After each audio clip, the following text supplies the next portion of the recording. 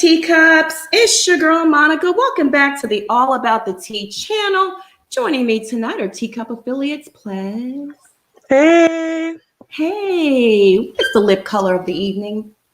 This is like my signature. I've worn it before. It is an ombre with dose of colors in the shade of Berry 2 on the outside and a little Wet n Wild Dolly Pink in the middle.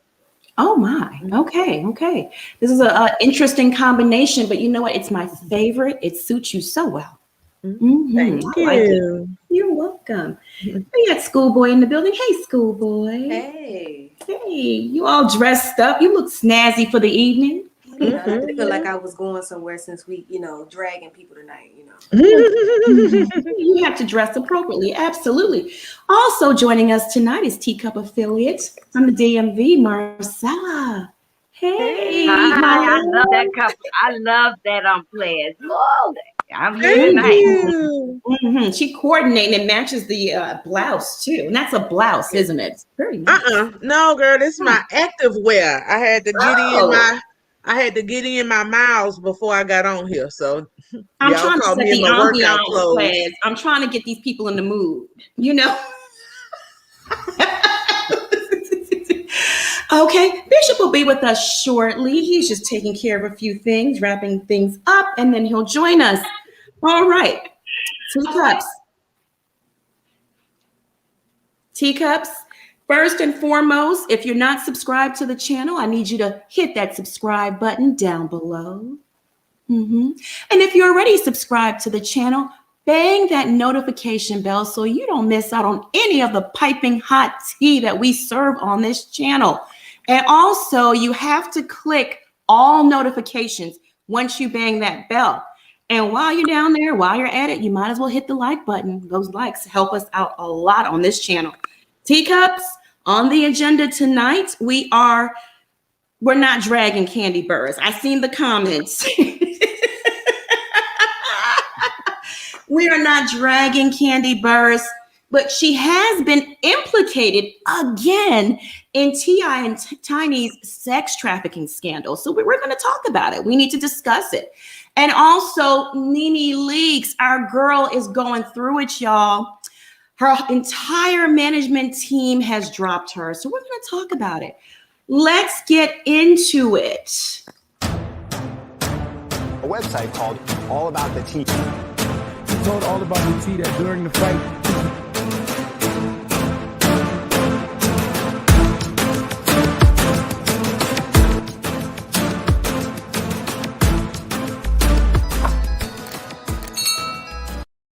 all right, up first is our girl, NeNe Leaks. Y'all, NeNe is having a rough time. As we all know, she is not on the current season of The Real Housewives of Atlanta. And after that, she launched a social media campaign accusing Bravo and Andy Cohen of unfair treatment and racism. She did a press conference with civil rights attorney Ben Crump and has been very vocal about the evils that dwell over there at Bravo. Oh my goodness, NeNe is, I hate to see our girl go down like this, but it's happening. It's happening. Now, this week, rumors floated that NeNe's entire management team had jumped ship and dropped her. This includes Hollywood manager Steven Grossman. That's NeNe and Steve right there. Yep. NeNe is no longer being represented by Jones Works PR as well as ICM Talent Agency. Yeah, they said bye as well. Additionally, her attorney, Darrell Miller, has also parted ways with NeNe. NeNe took to Twitter on Monday and pretty much confirmed the tea, Here it is. She tweeted, "You can't turn on your teammate and get away with this, Steven Grossman." She tagged him. Hashtag Darrell Miller, hashtag Fox Rothschild, suppression, retaliation, discrimination, unequal pay, devaluation against Black women is real. It's painful and it hurts. I will fight for all women's rights. P.S. Fix it. So she tweeted that. Then all the blogs started publishing stories that NeNe was dropped by her management team. Page 6, B. Scott, All About the Tea, Media Takeout, everybody. And on Tuesday, so that was Monday. Okay, we're fast forwarding to today, Tuesday, and NeNe is now backpedaling. Okay, NeNe is saying we all got it wrong. No, her team has not abandoned her. And here's what she tweeted. She said, the rumors, well, for all of you that are asking, emailing, inboxing, blogging, reporting, etc., the only statement I have, my team did not let me go. No further statements at this time. Okay.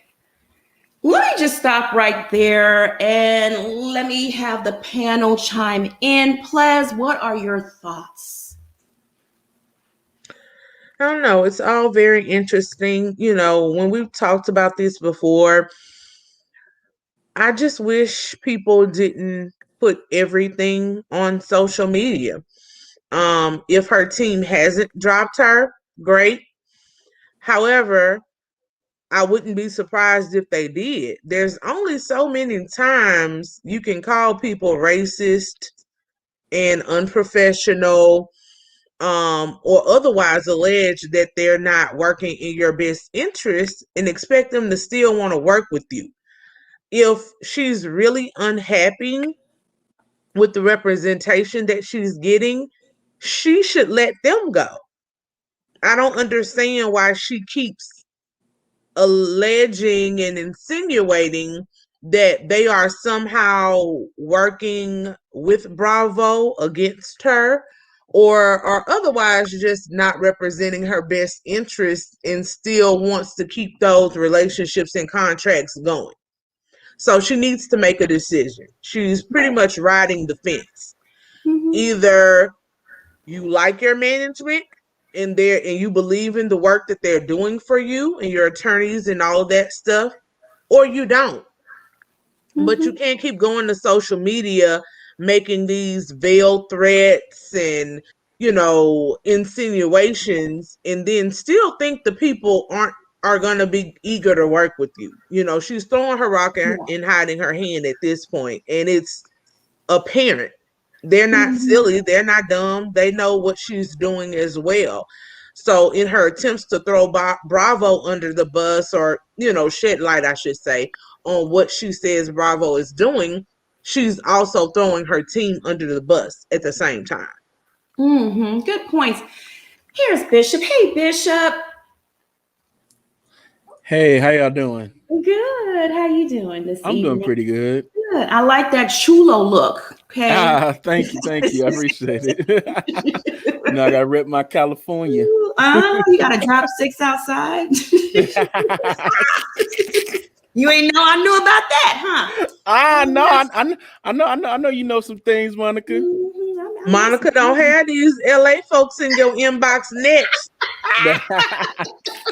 Crip walking in your inbox. You better stop. And I'm neutral. Crips, Bloods, get at me. I mean, it's fine. It's okay. Oh, listen, schoolboy. I don't discriminate. Schoolboy. What are your thoughts on our girl NeNe going through it? What are your thoughts? Shit or get off the pot, NeNe. I mean, make a decision. Okay, are the people racist or what? I mean, we know they racist. Let's just be clear. We know Bravo's racist. We know they have done things that have not been in taste to Black women. We get that, but there's a lot of ish. NeNe ain't own it. She's put herself in this position by being unworkable with. Apparently, from what I heard on some videos, showing up when she want to. You kind of were difficult for production a lot of the times.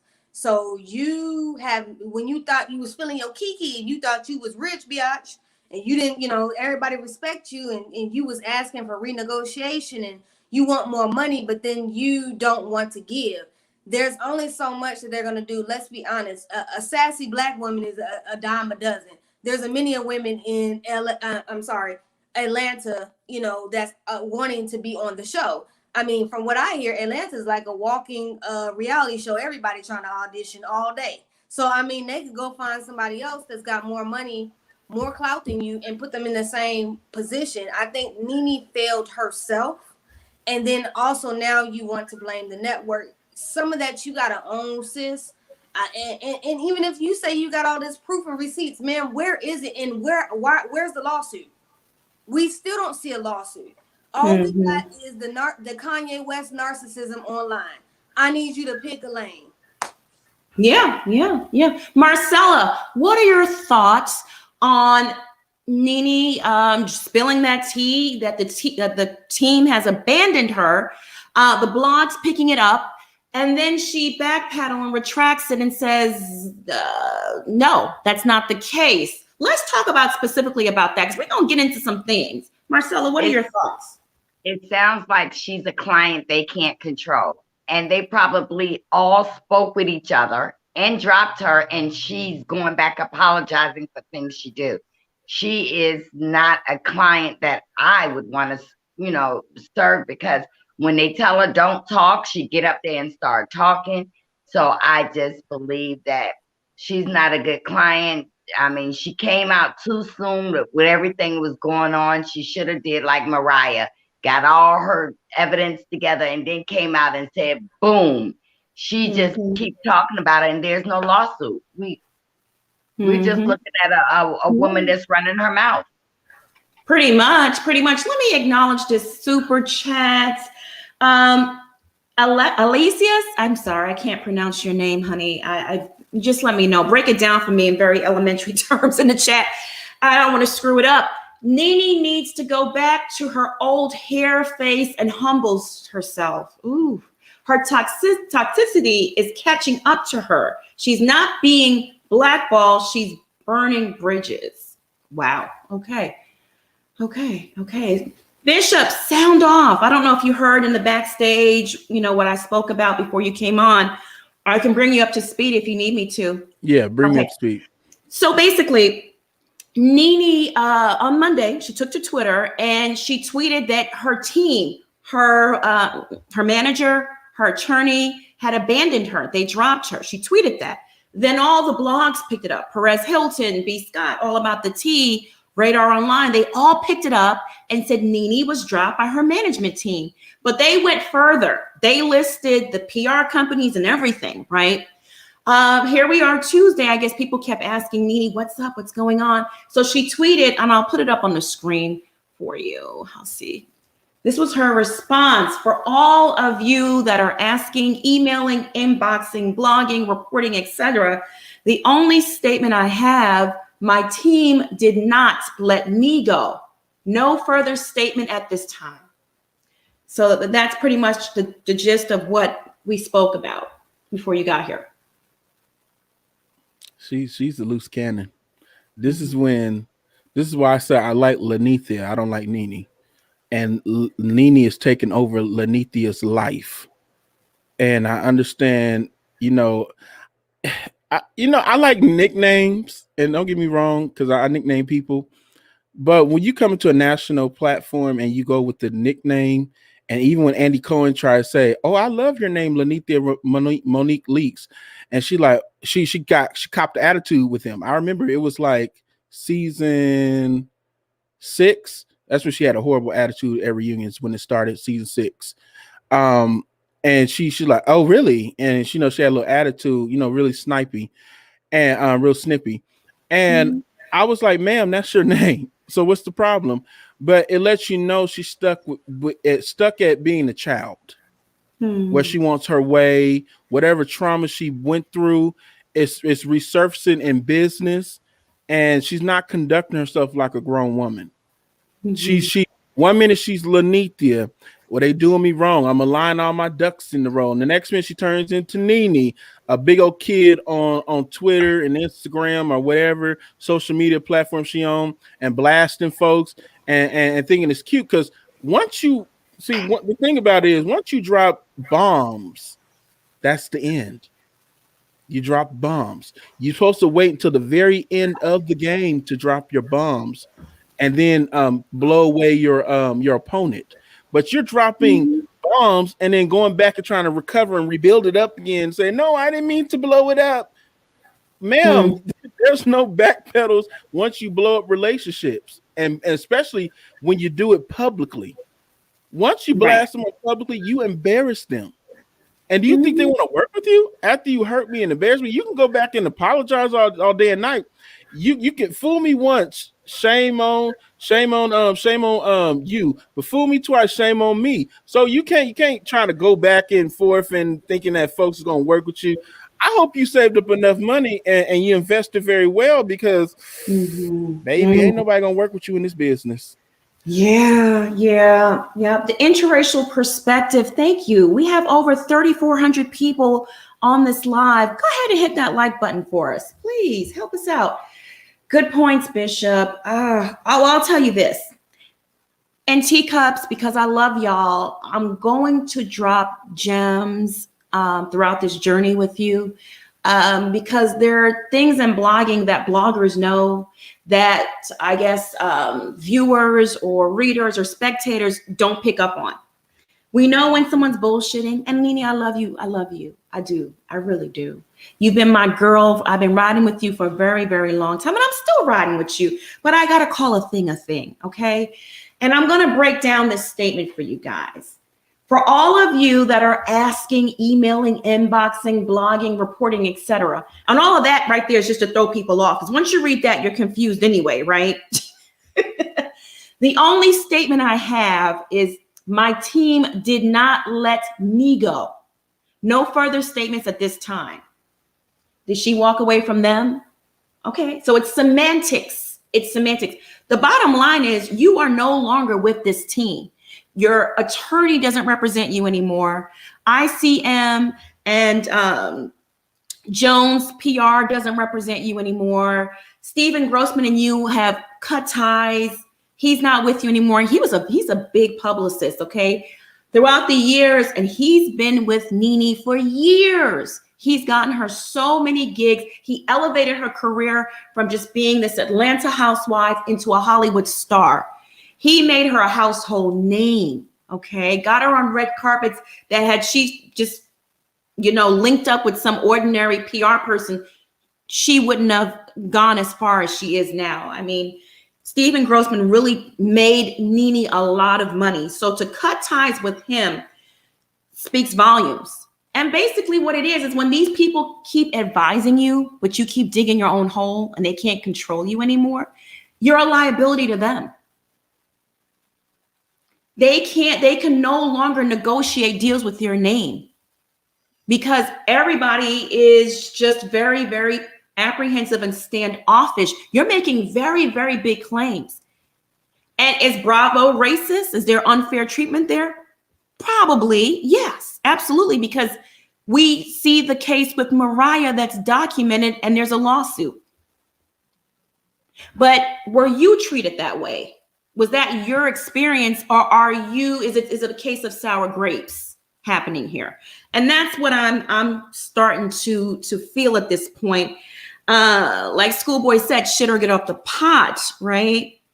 Mm-hmm. NeNe pretty much she's defeated at this point and hopeless. So she's lashing out daily on social media. But for me at this point, it's starting to feel vengeful. Mm-hmm. Okay. The network didn't make her an offer. They didn't offer her. Well, they offered her a contract, but it was a lowball offer considering she had missed so much of filming and came in so late, and they stalled because they didn't want her there. They didn't want her on this season, and they just gave her instead of just telling her up front, they still kept coming to the negotiating table and giving her the runaround. So finally they said, look, this is it, take it or leave it.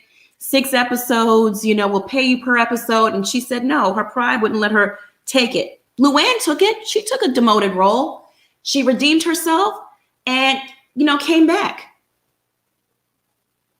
If NeNe's claims are true at this point, I need NeNe to file an EEOC complaint and wait for them to decide if she has a right to sue. And if she has a right to sue, take this mess off of social media and take it to the courtroom. Marcella, sound off.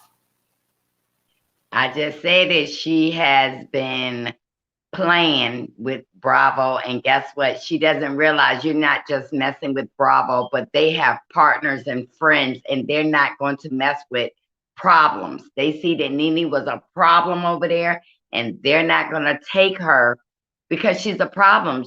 Listen, she doesn't have anything but spreading rumors at this point because she has not put it in the court of law. The only people we hear screaming like their head falling off is NeNe, and it's not good enough. Her mouth is like a car, and her tongue won't stop the brakes in this car. So she's about to run into a wall. So she needs to just stop it. She's crazy, right? At this point, she's looking crazy. Yeah. I mean, everybody's jumping ship. For your entire management team to give you, chuck up the deuces and say bye, speaks volumes. Ples, sound off. Well, it's pretty much what I was saying before. The issue is not only has she accused Bravo of these actions, but in her plight against Bravo, she has either intentionally or inadvertently implicated her own team. When you say that Bravo pays off managers, attorneys, publicists, who else are you alluding to? So if I was your publicist and I had been earnestly working on your behalf and I've never been paid off, I would be offended and I wouldn't want to work with you anymore. A lot of times, and we have to have these conversations all of the time.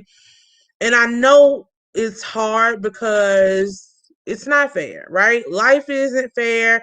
Business a lot of times isn't fair when you come in as the underdog, which is what NeNe was back in 2007, 2008.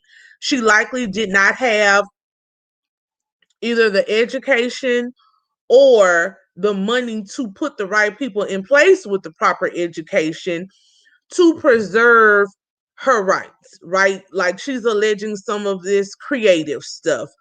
Bravo took her ideas. Well, were you just sitting around talking about, man, it would be cool if you did a talk show after the show, and that's what you're saying? Or did you formally pitch an idea for a show to them that they actually legitimately took, that you had written in some type of format, that you had trademarked? Because if you're just sitting around shooting the shit, that's not something that you can preserve in a legal matter. And I know it sucks, but I just want this to be a bigger example for other people.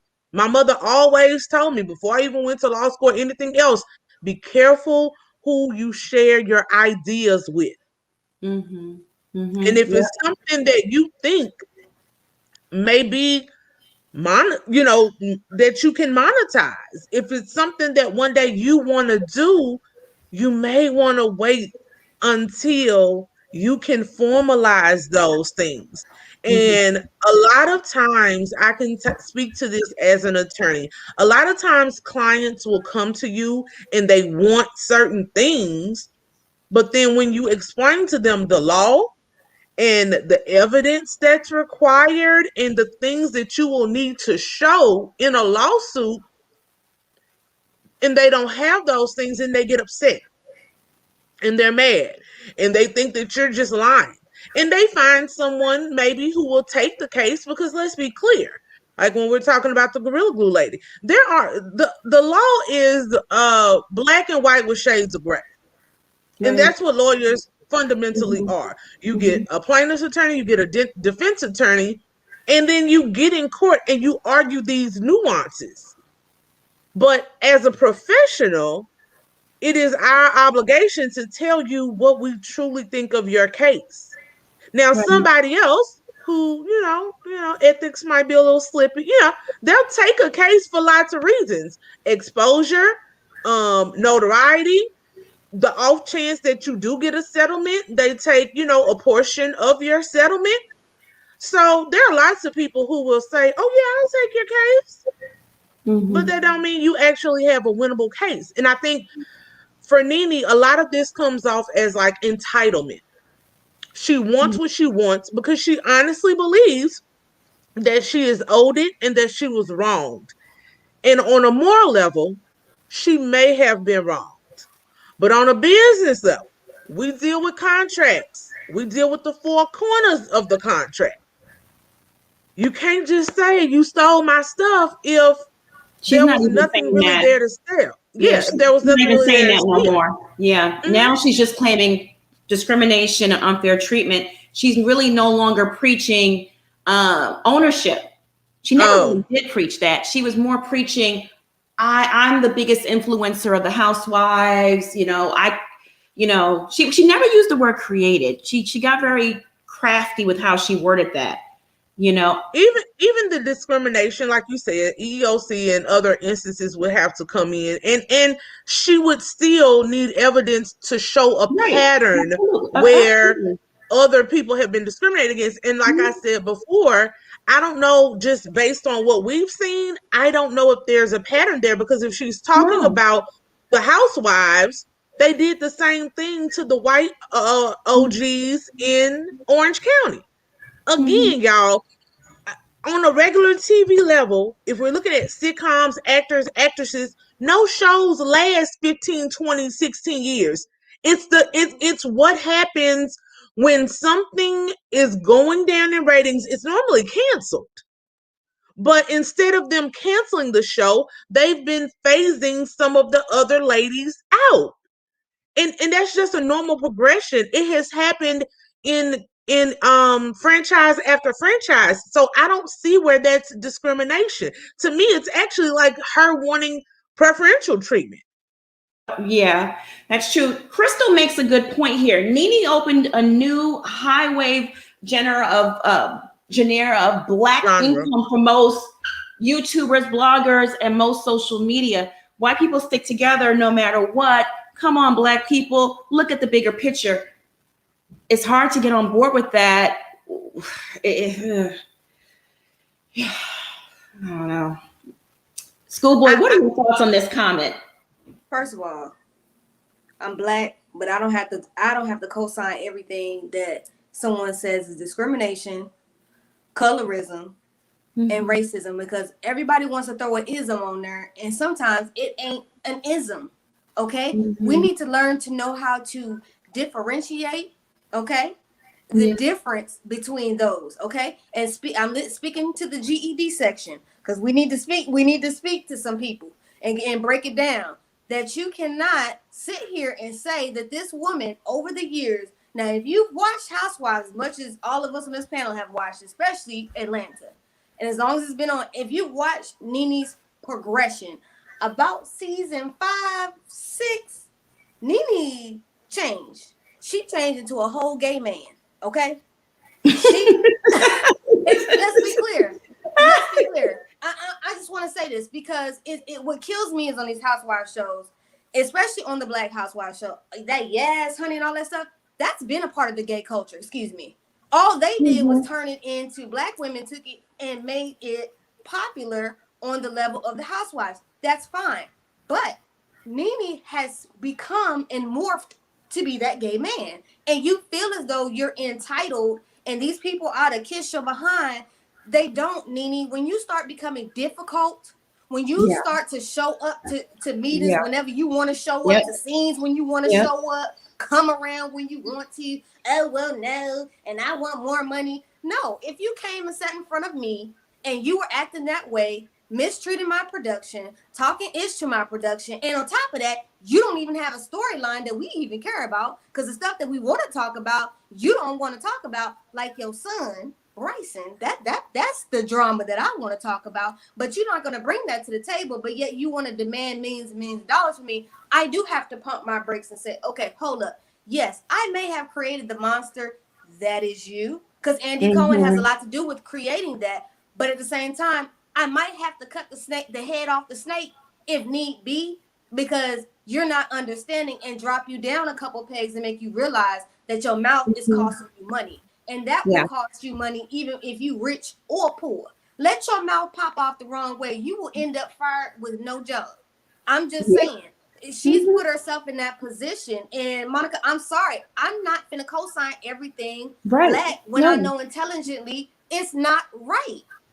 Absolutely. I agree with you 110%. I just want to address this comment real quick before we move on. Monica Lee says, Monica, you know that Mariah does not have a lawsuit. She too claimed discrimination and didn't file an EEOC complaint or claim.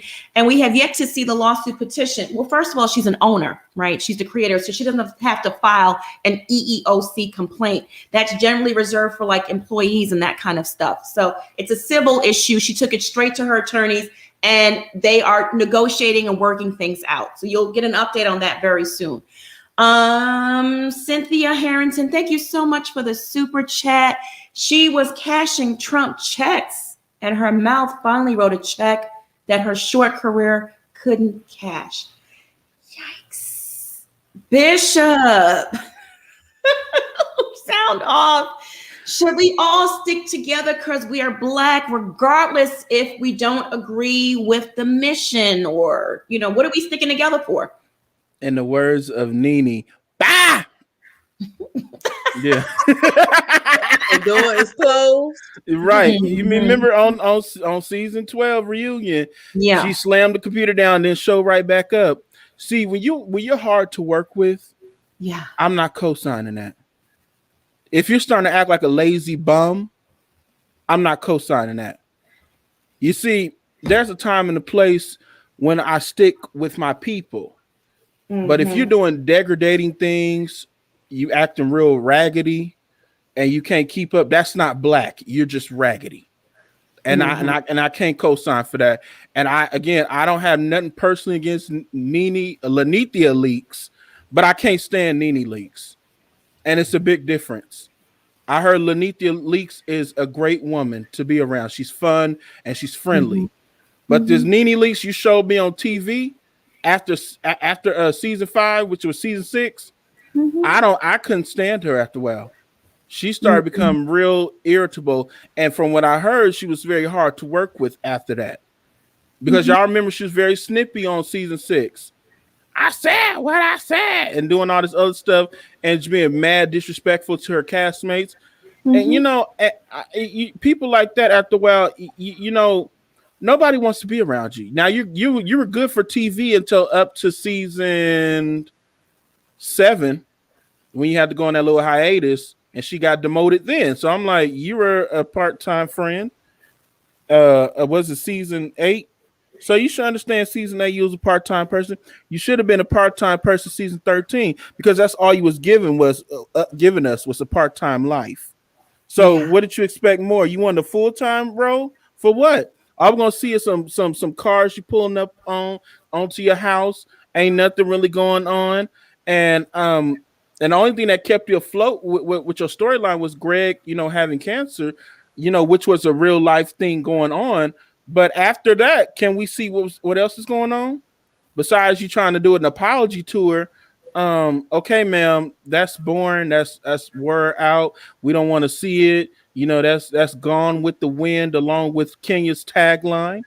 And I'm sorry, I don't want to see no apology tour. So you can go off on the people next season and then have another apology tour. No, let's see what's wrong with you and what's going on with your life to make you act a fool. That's what I want to see. Absolutely. Marcella, what are your thoughts? Should we all stick together because we're Black? And I mean, to a certain extent, I understand that philosophy. I agree with it. But is it appropriate action in this situation? No, we have to have some common sense. You don't want to stick with somebody that is robbing a bank. Okay, so if NeNe was doing right and everything was documented on the way, you know, on the way of her journey, but we got to realize I met NeNe in the airport and NeNe is very rude to her own people. So how would I stick with somebody that got too big for her own britches? So I think that NeNe ran her mouth too much. And guess what happened? Now everybody gonna fall back and see if she can handle this all on her own. Yeah. Monica, to those people that say like we should, again, in this instance, what are we sticking together for?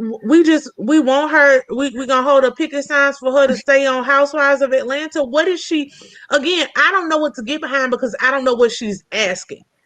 There is no entitlement or any other legal stance that someone must keep you employed on a television show. It's not there. People get fired every day, B. Like, what? Yeah, exactly. People do get fired every day, but when you make claims of racism and discrimination, have facts to back it up. Because at that point, you've turned a corner that you can never come back around to. The moment she tweeted, well, she actually went in Andy Cohen's comment section of a post that was made and said he was racist. At that moment, back in the summer, I knew it was a wrap for her. You never do that. You just don't, especially if you don't have proof, right? And you're not ready to quit, walk away, and go balls to the wall, the legal route. Michelle, thank you so much for the super chat. NeNe, talk too much and confrontational and self-absorbed. Yeah, a lot of people say that. Molly, thank you so much for the super chat. We appreciate you so much. We also got a super chat from Amelia French. Thank you, sis. To be honest, when she got on live talking with Crump, I was cringing because it's risky revealing your hand publicly before your case is assembled. And it was clear by the convo that her case wasn't together. Oh, well, what case? I didn't hear any kind of concrete information or anything, If you ask me, Ben Crump seemed hesitant to even be there. Yeah, that was my question. What was supposed to be the end game with the Ben Crump situation? Was there something that we missed? What did we miss?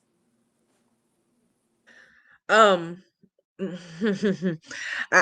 love Brother Crump, so I'm gonna leave it at that. But like I said, some people have lots of conversations for lots of things. I think it was probably just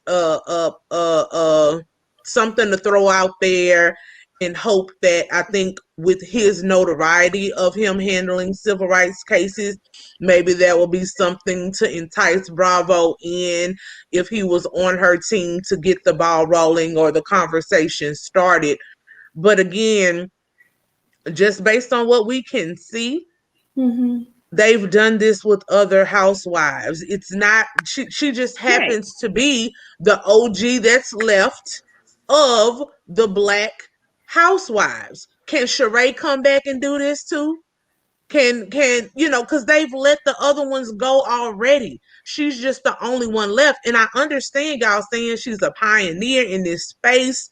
I'll actually argue that there were lots of other Black women in reality TV before NeNe Leaks. She's just the first and the most notable Black housewife. But again, even the person who said in her short career, no, her career has been going on for 14 years. That is longevity in the entertainment industry. I don't know what she thinks she's owed. But that's what it boils down to. She earnestly thinks she's owed something. And she's unfortunately going to keep digging this hole. Whereas I think it's wise to bow out gracefully and pivot. You've done enough. If you weren't doing all of this stuff online, you could have bowed out gracefully from Bravo and went made your money on VH1, went made your money at Peacock, went made your money at Zeus. Go over to OWN. There's lots of lanes she could have taken. She could have moved into production. She could have moved into hosting. But to try to hold on for dear life when something is clearly gone, it is just craziness to me. I don't see it. I get what you're saying, Plas, but nobody's gonna touch her. You just blasted a whole network. If I'm a network, I wouldn't want to touch you. And she's really, if you think about it, for VH1, she is solidified as a Bravo entity. So that's not gonna work. I would think she could do like E and be a correspondent or something like that. But once again, that's still NBC Universal. You kind of, I mean, if I was anybody, I would be scared to touch you because you a liability. You just pop off. Yeah. Yeah, If your Fubo, what I team was can't saying was, control you. I'm sorry. I was just saying before she did all of the internet stuff. Right. What I'm saying, when they first started kind of shorting her, because she said it's been going on for a few years. When they first started kind of giving the hints that they were like phasing her out, like only giving her 6 episodes or only giving her 10 episodes. At that point, you see the writing is on the wall, especially once it happens to other OGs. And then you have your money, you have your savings, like she has her stores and everything. It's just another pivot. You have another afterlife in the industry. You don't have to hold on to this show. I don't want to be nowhere where I'm not wanted. I'm sorry. I feel you, but I don't think them stores is really open. I think she still got the one in the harbor, in the National Harbor down It's there. closed. It's That closed. one's Yeah, closed. so I mean, those are closed. I don't know what she's gonna make with this restaurant. And no shade, my bae is a chef. She said that's the last thing I would have bought was a restaurant. She said because that's not a good investment, you know. So I don't know what, and I mean, I'm quite sure she's lost a lot of money due to Greg's, you know, cancer and all of that in the chemo, the bills. So my thing is, I hope she did invest well, but if she didn't, you know, and Bravo was your only bread and butter, you didn't. That's Magic City looking for famous Ooh. strippers. I'll That's what I be was there. at. I got my money ready. I forgot what her stripper name used to be. Marcella finna send the girl back to the strip club. What her I stripper was name too. used to be? Marcella I beat want me to to the see punch. NeNe with them fake titties and that booty chow. I forgot what her I- name used to be, y'all. Oh, I, let me I Google was. it. she ain't She young had no more. Derek Blank. She said she had that alter ego. Now she got a new nose and everything. She don't look like the old NeNe on the pole. So I want to see what she has bought with that money. Nosy I'm Rosie, doing my thank you job. so much for the super chat. NeNe's ship has sailed. Bye, wig. Okay, that seems to be the general consensus on Twitter. I was looking at some tweets and I'm like, dang, like before it was like 50-50 right after, you know, she started to go on her campaign, but now people seem to be, it's more like 80-20, you know. Sheree in the chateau laughing. I'm telling you, Sheree's in the chateau laughing.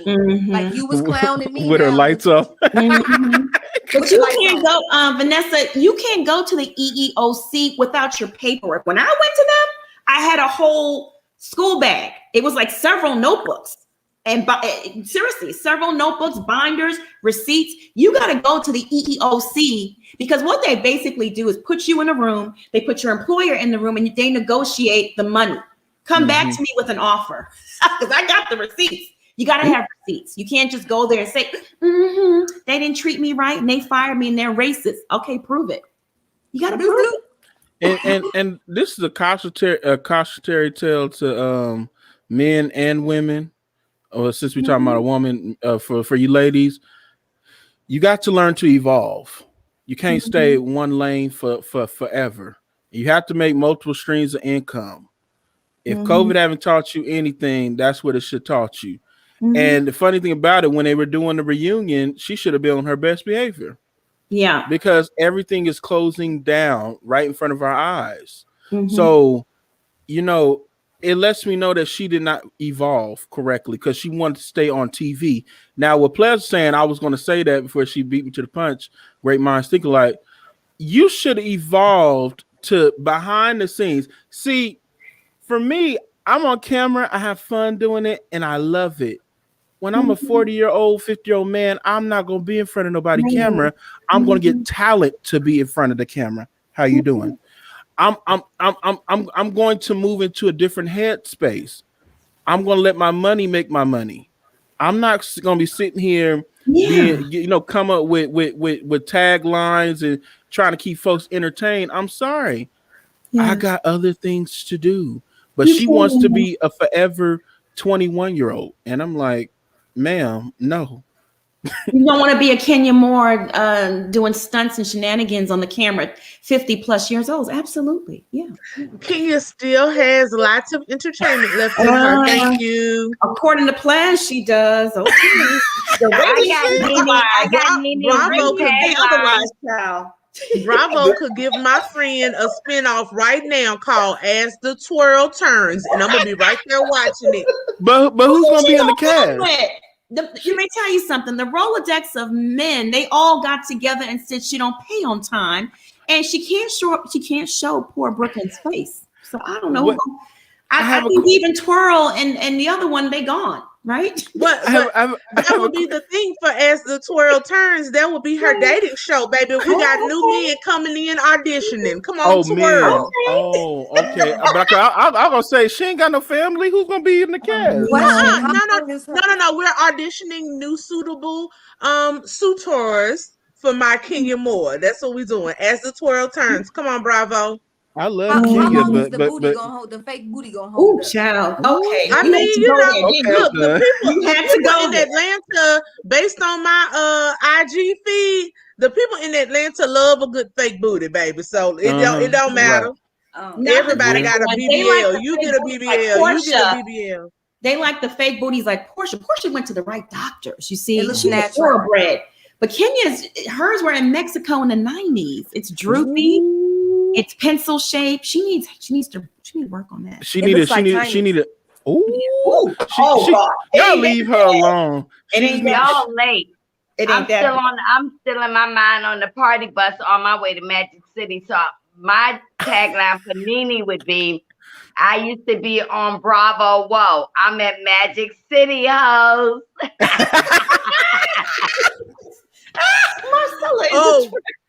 Marcella, her stripper name was Silk. Ooh, honey, but now she's milk because she needs to milk everybody in there to get her money, okay? Yeah.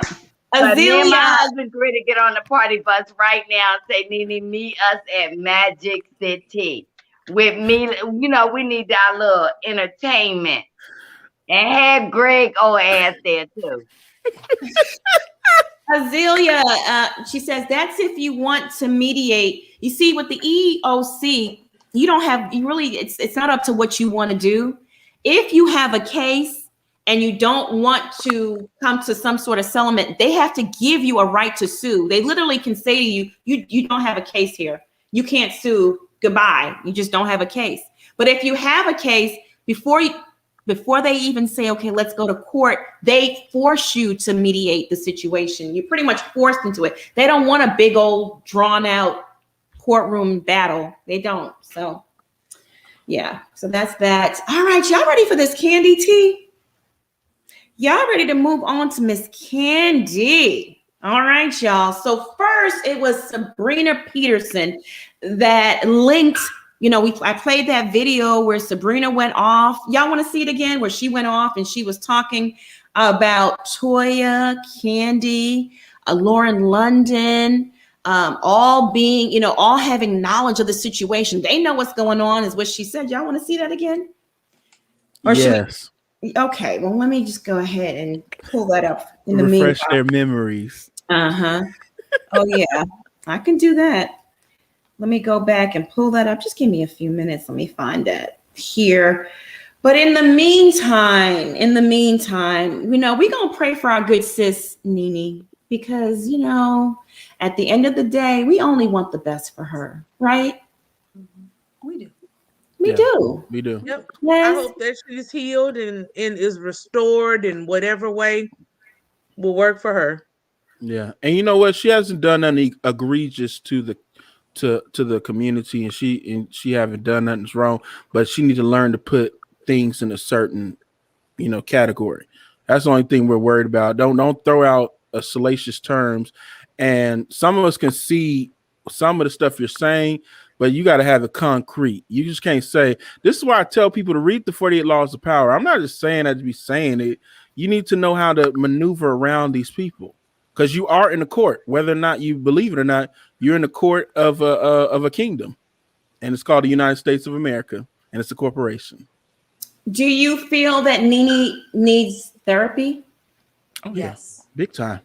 Mm-hmm. Why do you feel that way, Bishop? Why? What characteristics is she displaying that makes you feel like she needs some healing, some therapy? Arrested development. Oh, She's okay. she's she's stuck at the age of when her mother left her.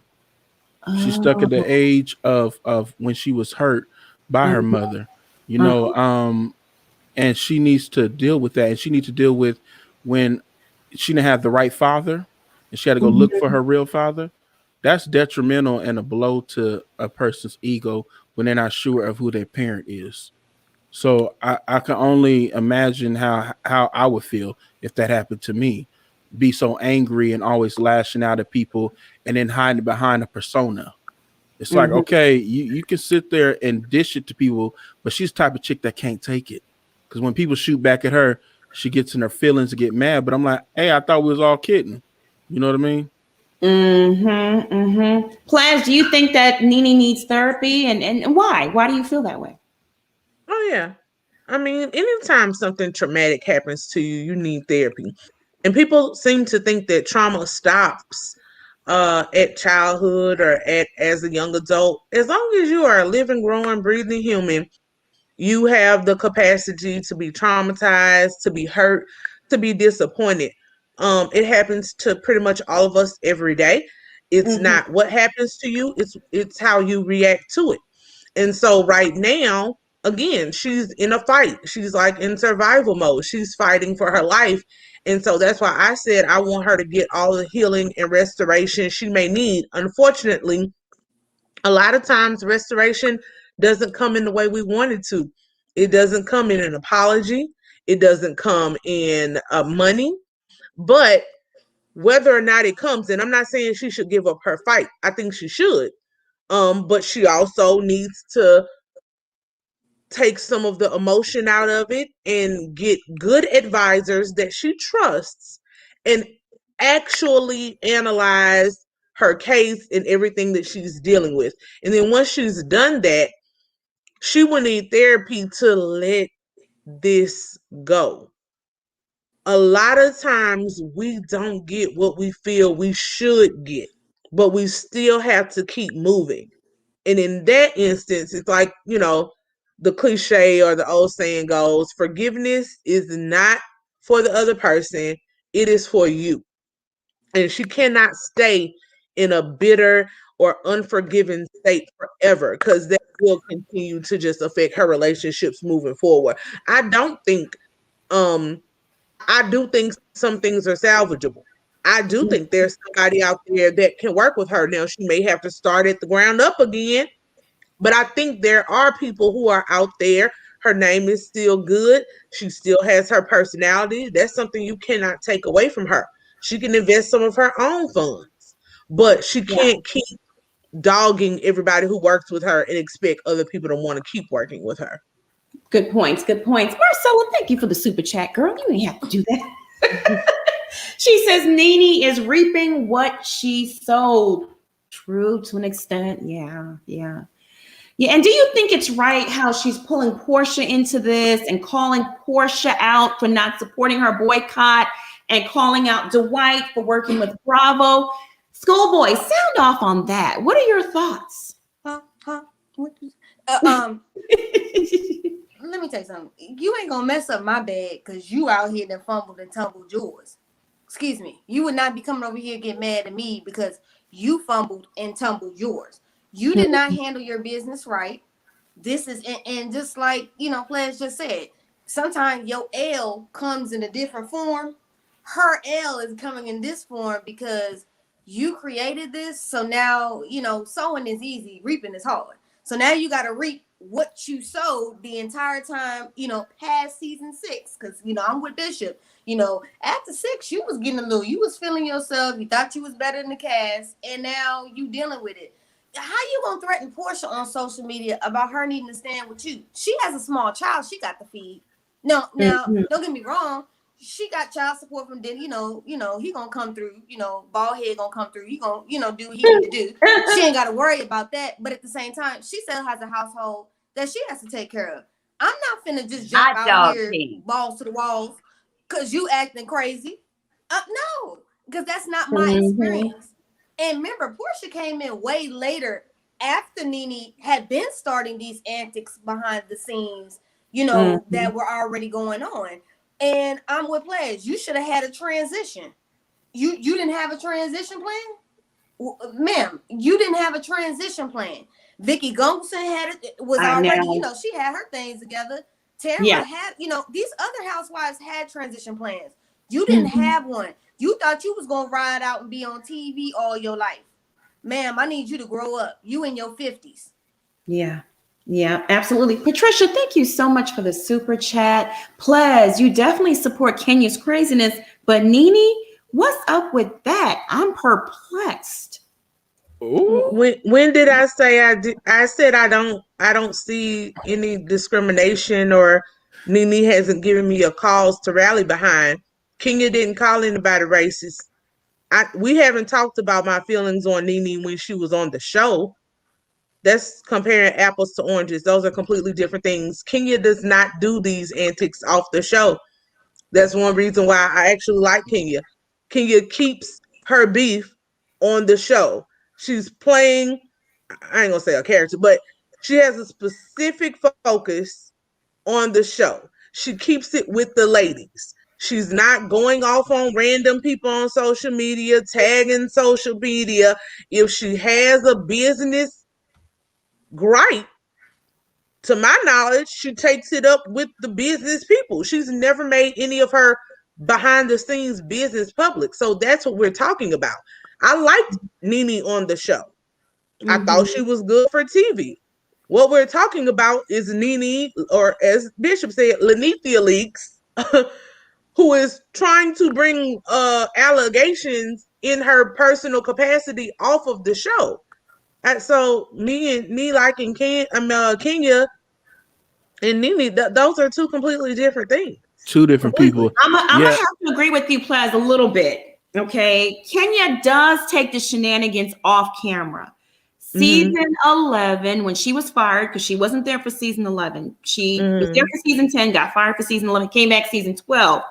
She got a bunch of cross-dressers to go down in front of NBC with picket signs to protest, bring Kenya back. Did y'all remember that? A bunch of cross-dressers. She was fired.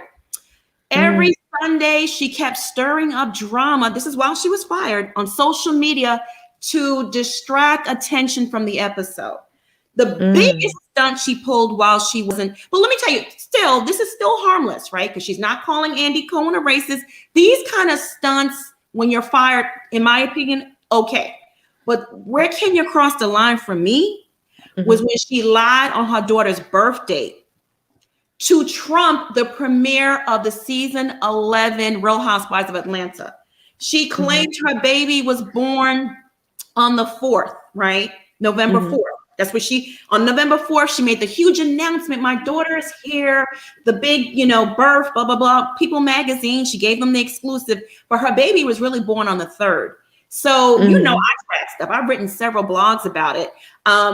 She finally had to start celebrating, finally had to start communicating to the public. The baby was actually born on the 3rd.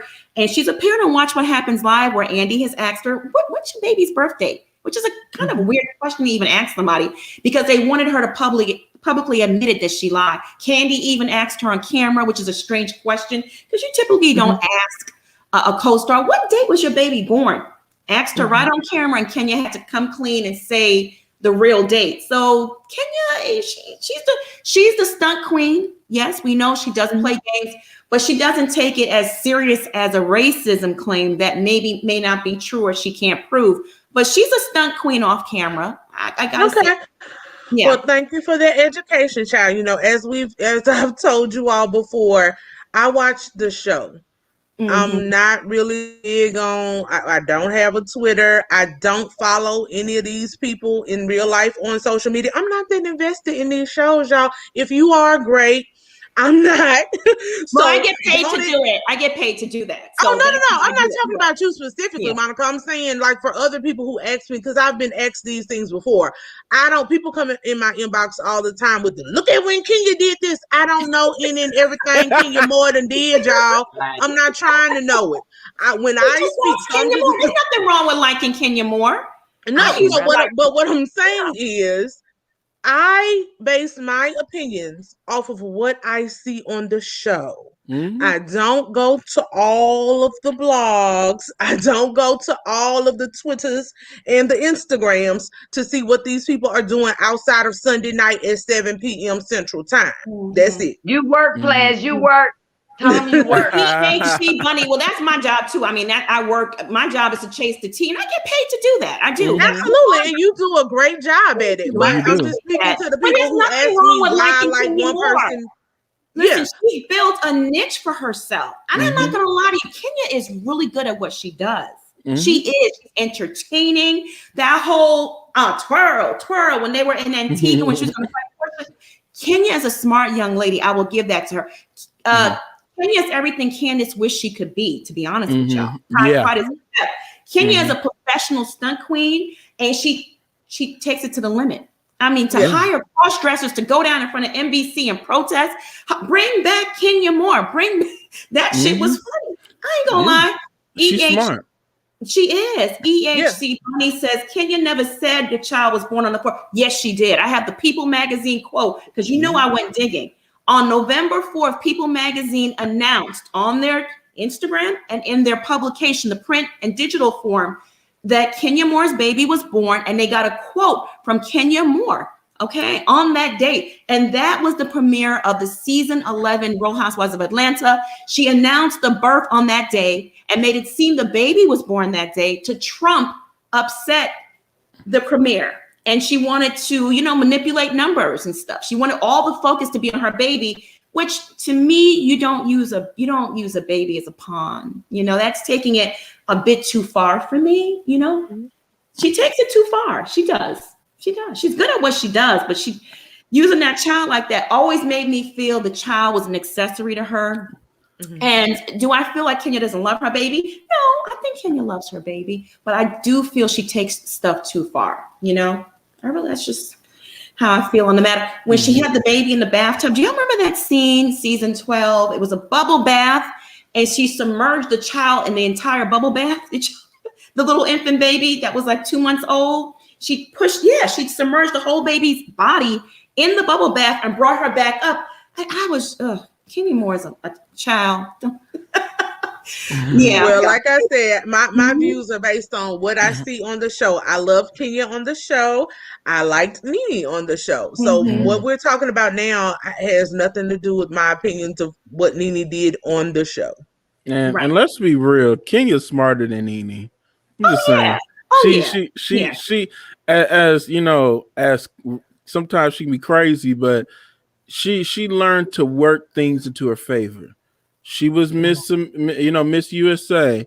We seen her on a few appearances on a lot of black shows as being as the pretty girl. You know what I mean? She worked her assets. She been on B movies. Some of the movies I like that she was in, like Twa. She was good in that movie to me, in my opinion. But and she came on reality TV, Real Housewives of Atlanta. She tried to come in as being friends with everybody. They wanted to make her a villain. She said, "I'll be your best villain you ever seen."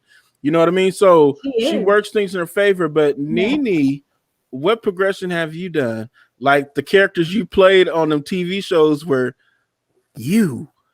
I mean, like you're another Lisa Ray. I'm sorry. You're just playing yourself all over again. So I don't people. I don't see nothing different when you play somebody, even when she's playing the evil stepmother. I'm like, that's you. I'm Kenya is a smart businesswoman. She will kick up enough drama so you're gonna keep watching her. So I think that Kenya is very smart, and she is. I like her because she strategizes and she plays these women to the T. She pushes their buttons, and I want people, because I'm watching the comments too, We are not talking about Kenya's daughter in a negative light. So please No. stop saying Well, I mean, that's her anyone that business. thinks that is stupid to think that way. It's ridiculous because we never said a bad word about Brooklyn. Brooklyn's adorable. Brooklyn is just, she is so cute. Isn't she pretty? She's the prettiest little thing. So don't be silly. Don't act like you don't got a brain cells and twist this into something else. We're speaking on the mother and the mother's action. Your favorite Virgo says, how would announcing the birth stop people from watching the show? Well, let me tell you something, because I was heavy on social media, paying attention to everything. It caused quite a stir, and that's all people could talk about. Kenya Moore's baby. They were not really talking about the premiere that much. And quiet as it's kept, season 11 wasn't even that great. They did need to bring Kenya back. I mean, I would agree with that. But Kenya's smart, so she got fired, right? Because she did a NeNe too. She got married and started acting like she was the only person in the world that had a man. I got a husband now. I don't need y'all. My husband don't even like me on this show. Remember that last season 10? They were in Houston at a charity event and she exploded on Shamia, Kandi. Portia came running to the bathroom. They broke the fourth wall. The cameras were in there and she was going off. She goes, I don't need this job. My husband don't even want me working. She was acting crazy. So she got fired. I understand. New dick will do that to you sometimes. I get it, especially for Kenya, who doesn't get it often. I understand. Ooh. So she was acting crazy. They fired her. She wasn't showing up for events. She hit her marriage. You know what Kenya did? She went and befriended Kandi, like got real close to her because her and Kandi were not that close, right? She got real close to Cynthia again, cozied up to her, and any opportunity she could find to film with them. During that time, she did it in terms of like off the show, over at Kandi's house. They were so many photo ops. When she got invited to Portia's baby shower, she made up with Portia. They weren't friends. See, Kenya doesn't get emotional. She's a thinker. She gets very strategic. So she knew who to cozy up to. She cozied up to Kandi. She made up with Portia to the point where Portia invited her to her baby shower. Right? That was shocking. Portia came to her baby shower. Kenya is very, very smart. She's about her coin. She's very strategic, and she didn't leave Bravo much of a choice but to ask her back. Now, will that happen for NeNe? What do y'all think?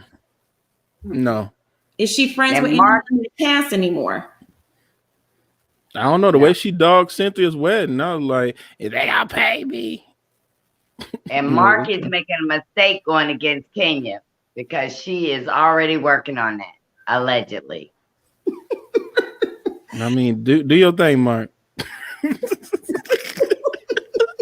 got his own reality show. I know, that's what I'm saying. Do your thing, man. You ain't like y'all married. Oops. Yeah, Kenya is smart. She's not emotional. She knows how to, and if she did, she got emotional at the end of season 10. She pulled it back in, came up with a plan, and got herself rehired. I don't think that'll work out for NeNe the same exact way, right? Well, yeah, she is it's apples and oranges. No matter what you say about Kenya, she didn't go at the executives, the people who hold the purse strings and sign the contracts neck and call them racist and all other kind of things. Part of if you want to be in the game is playing the game. Yeah, I agree with Where you. do y'all keep getting this stuff from? No one said Kenya is a saint. It's okay, Lord. It's okay. Let it go. I'm sorry, y'all. I don't understand people who cannot be objective. Whether I like somebody or not, I can always be objective and look at both sides of the coin. Y'all just want people to be like a Candace or a Letitia and hop on the hate train for everybody. I'm not going to be that person. I like Kenya Moore. If you don't like it, great. And I didn't talk about Kenya's baby. Did I say a word about Brooklyn? No. Bad. Okay. You just said she submerged the baby. You silly and stupid when y'all make up stuff. Don't make up stuff, y'all. Don't do that. Because that just bothers me. I don't, children are off limits, but it was on the show when she submerged the baby in the bubble bath and then brought Brooklyn back up. And as a mother, I was just like concerned. Anyway, Platinum Diva, thank you so much for the super chat. Thank you. I just want to show love for the channel and the Dream Team panel. Keep up the good work on delivering the hottest tea. Child, please. Thank you, girlfriend. Thank you. As well as Molly Mateen. Thank you so much for the super stickers. All right, y'all. Let's keep this thing moving. I have that video. So we're on to Kandi now. The first person that implicated Kandi in this T.I. and Tiny mess was Sabrina Peterson. And she did it on social media, and I'll play that video, and then I'll get into the second person after the video plays.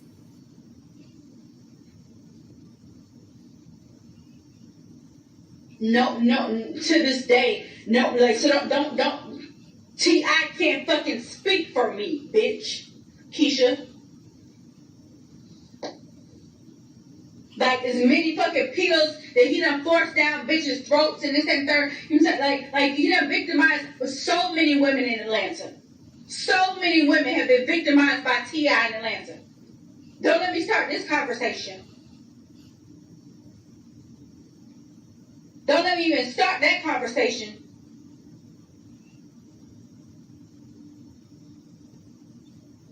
Don't let me begin this conversation. So many black women have been victimized by Clifford Harris in the city of Atlanta. But I'm one of the dumbass black women that kept my motherfucking mouth shut for over a decade. For over a decade. Toya knows what happened. Kandi knows what happened. Shakana knows what happened. Tiny knows what happened. Everybody knows what the fuck happened. And I dare every one of you bitches to tell the story wrong because you know what's going to happen. And that's on God. You know how I'm coming for you. And you know He's not going to protect you. So don't ever tell the story wrong. Don't ever tell the story wrong. You know what happened. Lauren London knows what happened. All y'all know what the fuck happened.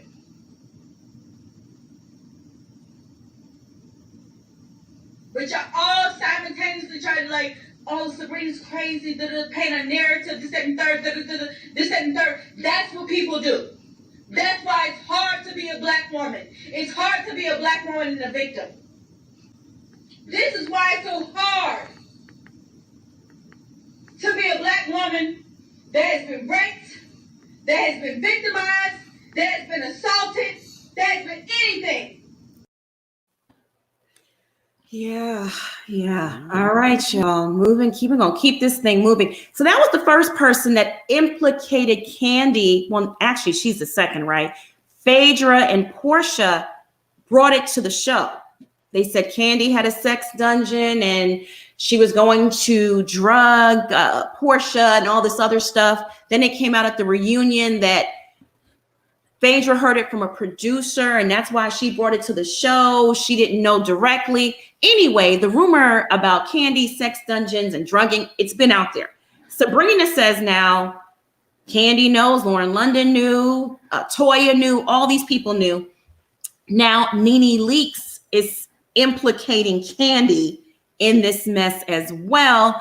And I'm going to bring up the receipt of where she does that. So let me take this comment off the screen. So someone tweeted, plus on my screen, it's covered up a little bit. Well, no, actually I can read it. So someone tweeted, at NeNe Leaks has never had any scandals out about her that would shine a dim light on the network. At Bravo TV has Kandi that's attached to some alleged sex trafficking predators as the one calling shots for their show RHOA. Wow, whoever made that decision should be fired. So now NeNe retweeted this and she responded and said, you can never win when you play dirty. Karma is real. Ooh-wee. What do you say, Bishop? Oh my God. Oh God, oh God. Bishop, sound off on this latest development. You know, NeNe's down there in the ATL, right? Yeah. So now this is the third accusation. Remember, 3. First it was Phaedra Portia, the producer, talking about this rumor, drugs and a sex dungeon. Then we got Sabrina, including Kandi's name in the situation. Now NeNe is sounding off. What are your thoughts? You know, this is the thing about Kandi. I'm gonna say this. She's a very smart woman. And she comes off as a student. Again, I'm gonna say it again. I know y'all gonna hate it. The 48 laws of power. She knows the art of perception. So she knew she was backed into a corner where people's calling her Pill Cosby. And what else can you do when people do that? Is once the truth comes out and it was your so-called friend and she's backed into a corner, you start putting out the waterworks. You start crying. You could say you almost ruined my life and this, that, and the third. And you make the people come to your side. See, it's not always about the truth. It's about how you're being perceived. And if you're being perceived as you being done wrong, everyone's pulled to your side. Because she pulled me to her side too. I was like, dang, that's messed up. They doing it to Kandi. I know she a freak and all, but you can't make that up about her because she pulled me. You know what I mean? Now that it's coming back in a full circle, and Atlanta is a very small city, like every other city. You know, people who know each other. That's one thing I will say about NeNe. She didn't bring everybody else's business out and put it on camera. That's one thing I'll give NeNe to her credit. She always didn't like Kandi. She always felt like Kandi was sneaky, but NeNe never buried her. Now she could have, but she didn't. But that says it all for me when she say that you can't win playing dirty. Her famous line, and that tells me enough right there. Ooh wee, ooh wee, ooh wee, ooh wee. Let me tell y'all something. Hang on 1 second, Marcella. 1 quick second. Famika, thank you so much for the super chat. Hush, NeNe. I remember NeNe telling Sheree she was on the wrong team. She needed to be on the winning team, and she could help her out. NeNe, where's your winning team, and who's helping you, girl? Twirl on. Well, at that time, her team was the winning team because Sheree got fired that season, but things change. Ooh, she was right about that. I'm sorry. Yeah. The girl that gave that super chat was right. It's not always about the short game, it's the long game. And NeNe didn't play the long game. Well, that's right. true. That's true. Not Pill Cosby. This is Kandi tomorrow. They're ruining my brand. I'm gonna sue you. That could have ruined my brand. Well, honey, you ruined your own brand, letting everybody come into your bedroom allegedly. And Todd is down with it with the little fingers, the little feet, and the little I'm telling y'all now, they about to come out on these people, and Kandi gonna be wrapped up in that because you know what? You are who you hang around. So it is not gonna be hard to believe. I am. She was trying to tell Sheree, you the bone collector. I know you know about this. Bring it out. And Sheree was saying, Kandi gonna help me get that basement fixed, girl. I am not coming out with this. Girl, I am just so flabbergasted. And I know Kandi was in there licking her heart out. So can y'all see it now? Todd, come over. That sex dungeon thing. And when Kandi had touched Cynthia that time on stage, Cynthia was like, oh no, I don't like this. But honey, Lord, I believe it. Lord, forgive me. Allegedly, I believe it. Kandi, bring it through. Marcella, stop. Marcella, please stop. Schoolboy, sound off. Well, I just wanted to address the comment real quick. Someone in the chat said, why is Kandi being dragged into this? We need to focus on T.I. and Tiny. We didn't drag her into this. The people are dragging her into it. Right. We didn't do it. Schoolboy, what are your thoughts on NeNe's proclamation? Yeah.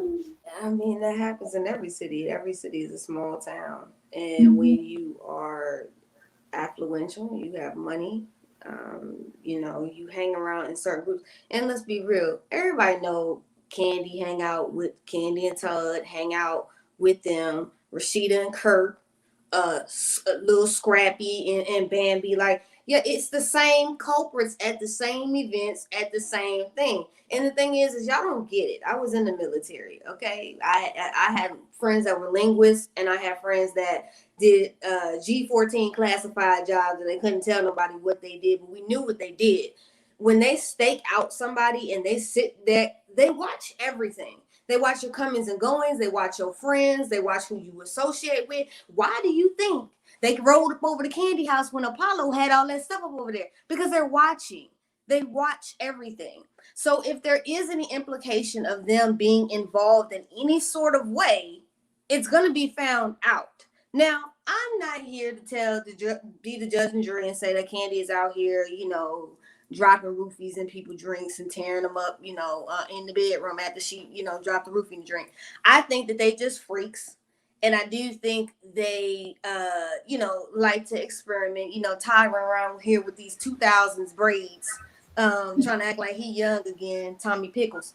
But, I just really think that they just freaky. You just happen to have some weird, freaky friends that are past freaky than you, and you getting caught up in the game. Now, when you say things like this, you got to be careful, because you can mess around and get subpoenaed.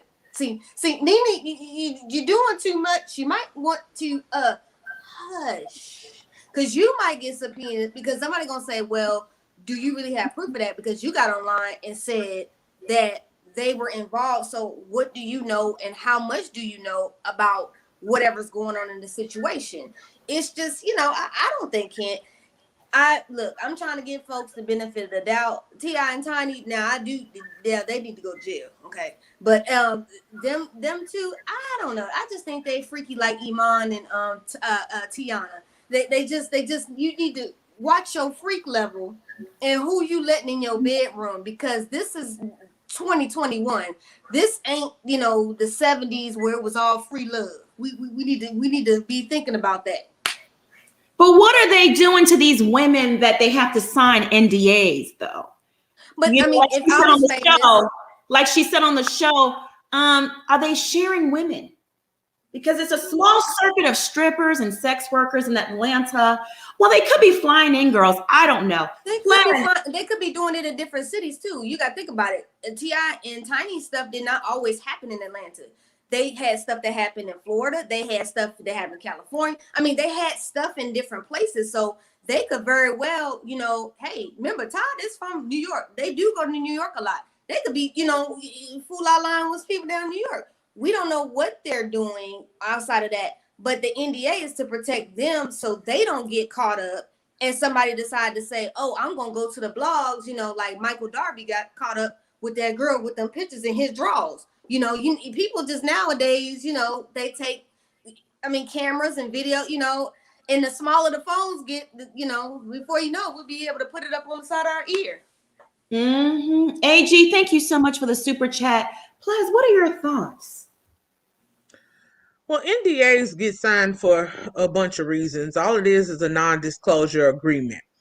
So, they are very open and non-discreet about their freak, which actually is what has them right now in this hot water. If they weren't so open and telling the general public that they do threesomes and stuff like that, look, it's good to be transparent on some things. I am a transparent and honest person, but that don't mean you get every piece of my life. And that is where I think Kandi made her misstep at. Sometimes you can coyly say, oh girl, I'm not answering that question, or that's for me and my husband. Now, people may speculate all they want, but the fact that Kandi has opened this door, has always been so vocal about threesomes and, other people being in their bedrooms, even, just recently, a few weeks ago on the show, admitting that they make their partners, I don't want to say make, they ask their partners to sign non-disclosure agreements, unfortunately only lends themselves to these types of accusations. Now, in terms of NeNe and the retweet, it's cheesy. It's NeNe being NeNe. The things that we're talking about, jumping on a bandwagon, any little thing that she thinks furthers her argument. I don't think she's genuinely thinking that Kandi is allegedly drugging people, because again, y'all have to be clear. When we're talking about T.I. and Tiny, we're not talking about them having threesomes. No one cares. Or orgies. No one cares. What is concerning is the alleged roofing, drugging, non-consent of the ladies involved. No one, if you want to hang from the chandelier, baby, hang from the chandelier. Just don't drug nobody or withhold their phone when they want to leave, or otherwise basically restrict them from freedom and leaving the situation. That's the issue. No one cares if they freaky or not. And so with Kandi, again, like people keep saying, birds of a feather flock together. I don't think that that's necessarily fair all the time, but I understand in the court of public opinion, it goes both ways. And if she hadn't opened the door to her bedroom, no one would, less people, I should say, that would be inclined to believe that it happens. I know everybody likes to say, oh, she took negative and turned it into positive with the dungeon tour. Unfortunately, now the dungeon tour just feeds these allegations. Like when Mystical got arrested and later prosecuted for the R word. The prosecutors in Louisiana literally took one of his songs called P Word Crook and read the lyrics at the trial to insinuate that he regularly R's people because he made a whole song about it. So as entertainers and just people in general, we have to be really careful about the things that we put out there, because unfortunately people can use your words and your actions to later come back and hold it against you, right or wrong. It is what it is. So I personally, again, based on what I see on the show, Kandi's and her husband's personality, I don't think that they are drugging people, but I don't know them. They could be. But I just think NeNe used that as a cheap shot. Do you, and then the thing is, this is not the first time we've heard about a drugging allegation. You know what I mean? Had it not happened on the show and had been tied to Kandi, we might have our doubts, right? And we don't know if it's just threesomes. It could be foursomes. It could be full-on orgies and trains going on with 8, 9 men and women. Who knows what the hell is going on at Kandi's house? We saw the picture of her strung up with her legs wide open. I mean, how freaky do you have to be to put something like that on social media when you have little kids, right? To me, her sex life, her and Todd, T.I. and Tiny, it's just so far gone. You know, the conversations every time. And that's what used to piss NeNe off. She used to say, I don't like these dildos around me all the time, Kandi. Put your fingers away. They look like little dicks. You know, it was just too much. It was just too much. I agree with Lala Chanel. Somebody put Phaedra on the line. Yeah. Can we call Phaedra? Phaedra was telling. Yeah, give Phaedra. Phaedra know what Apollo told her. We need Phaedra and to Apollo. call in. And why hasn't Kandi responded to all the chatter around her being tied to T.I. and Tiny? This scandal broke like 2 weeks ago. We haven't heard a word. It's been crickets. Well, hopefully she's gone to her legal representative and they have advised her not to say anything. If she says anything, it needs to come through a legal representative. She don't need to be out here walking through the woods on the IG Live, i.e. Clifford Harris. Well, Clifford was T. Sanford and son or something, you know. Like buckwheat bear to his. He looked like Sanford. I mean, what the hell? No. But I agree. Right. Tiny, don't call me. Don't call me, Tiny. Don't call me. I agree though. Her management or her PR team should have put out something by now. Yeah, they should have been put some out. Because Tiffany T.I. Police Harris, whatever with him. But she definitely needs to say something through her attorney to clear her name with public opinion, because they're dragging her. And your reputation is everything. And I'm not gonna say she's doing that. I'm definitely not saying that because the story is about T.I. and Tiny, but your name keep getting thrown in there, girl. You need to say something. And this is a close friend of Tiny and Tiny Tim and T.I. Police Harris. You need to do something about that, baby. People been dragging her in this before Sabrina even made a comment. Ooh. People, as soon as the allegations broke, people were on. I'll pull all those tweets so we can do a reaction to the tweets. But yeah, people were on Twitter and Instagram making comments. People came to my DMs. Oh, Kandi blocked me. Kandi blocked me because I said something. I called her Pill Cosby in her comments. She blocked me. People were saying that. Yeah. Oh, you could pull it right now if you can. Shut Phaedra out because she was scared of what Phaedra was gonna say. Ooh. Yeah. You can't. Can you pull the tweet? I can't even imagine sleeping with Todd. He would just Pull the have to tweet. be Can in you pull the corner tweets now? watching. I can. AG, thank you so much for the super chat. She's acting like a stalker ex. She doesn't want to accept that it's over. It's that. It's that. It's mine or no one else's mentality.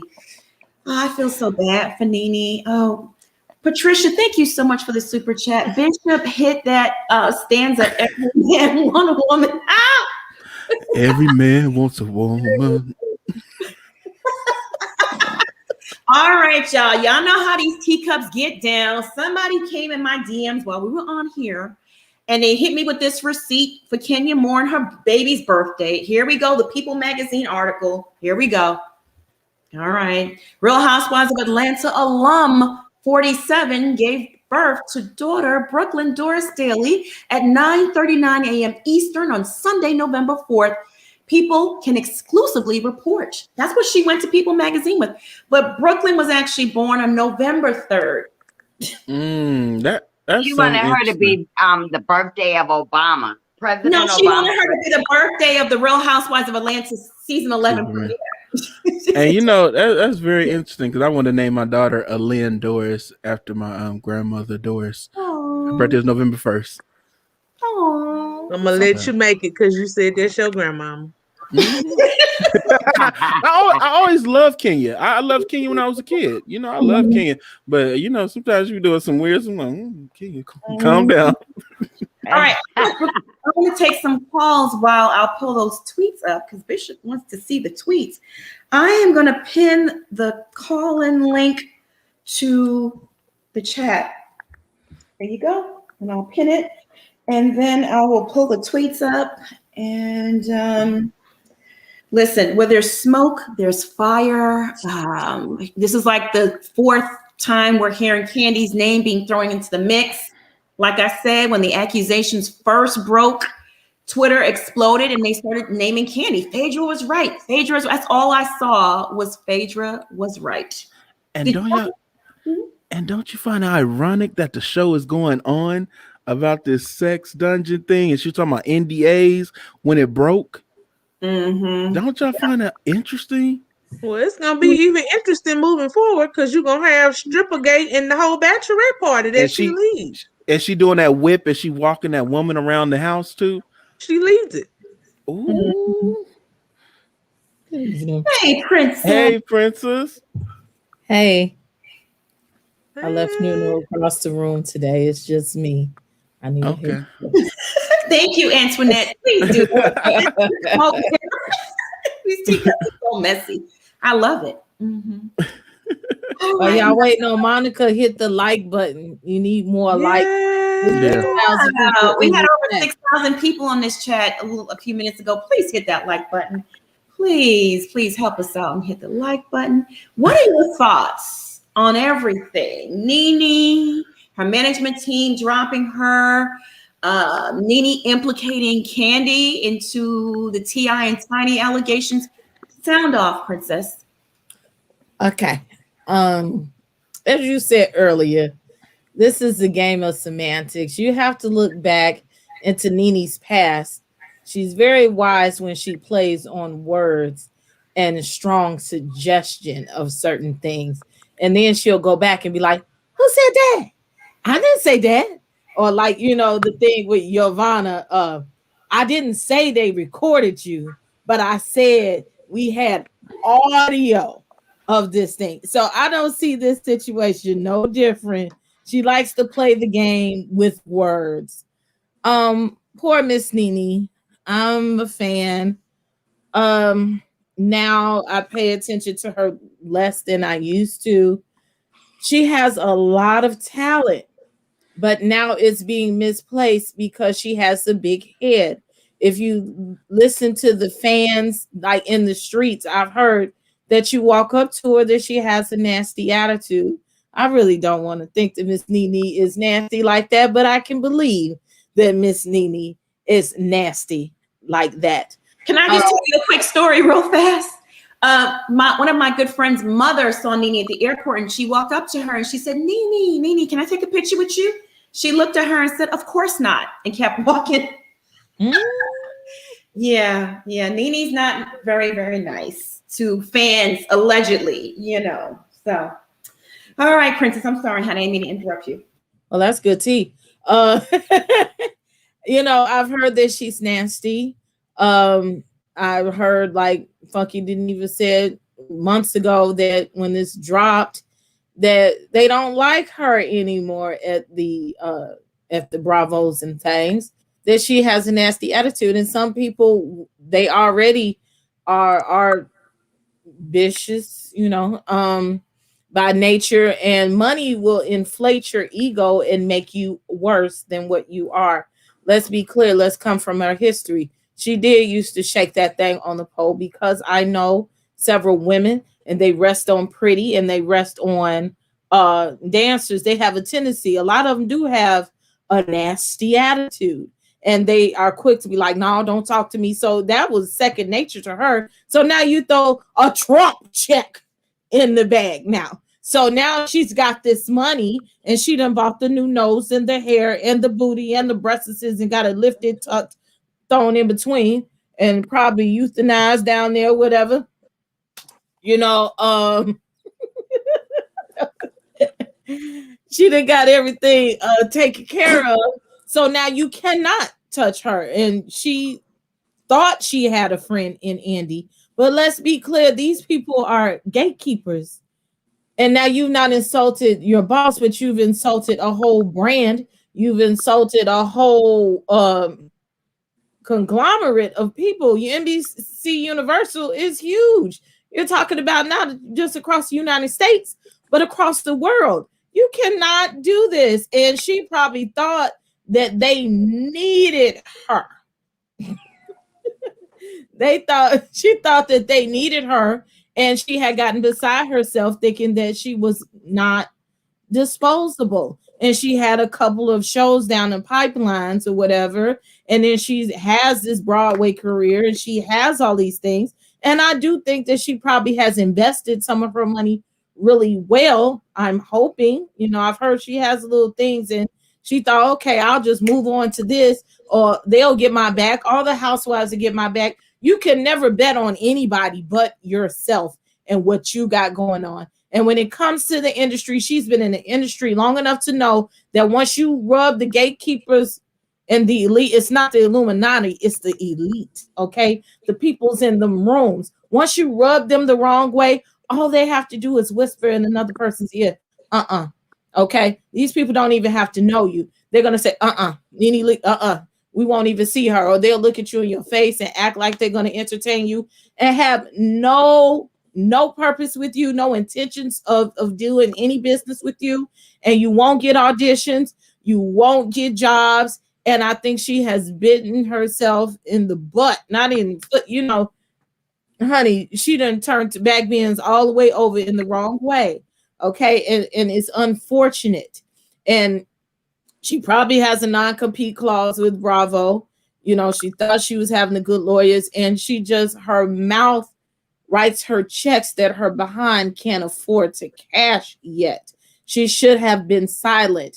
All this, you're racist, all of these tweets, all of this, if she was playing it a little bit smarter, she just would have been silent. This is the same thing with Sabrina. She's playing it the wrong way. You need to go get you a lawyer. You need to shut up. Y'all have to shut up. Black women, we have a problem. I'm learning. Whoo, that little young man I talked to, they said we talk too much. Okay, shut up and let somebody else do the talking for you.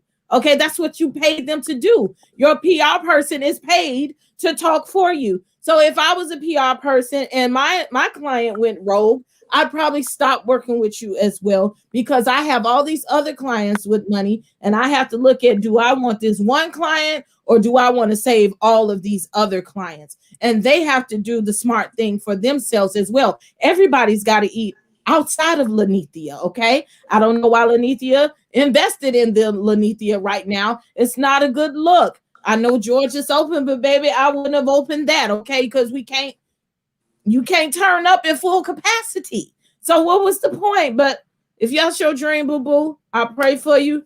That's more power to you. Please believe that tweet where you can't win when you play dirty. What season was that she said to Kandi and Phaedra and Sheree that you can't win when you play dirty?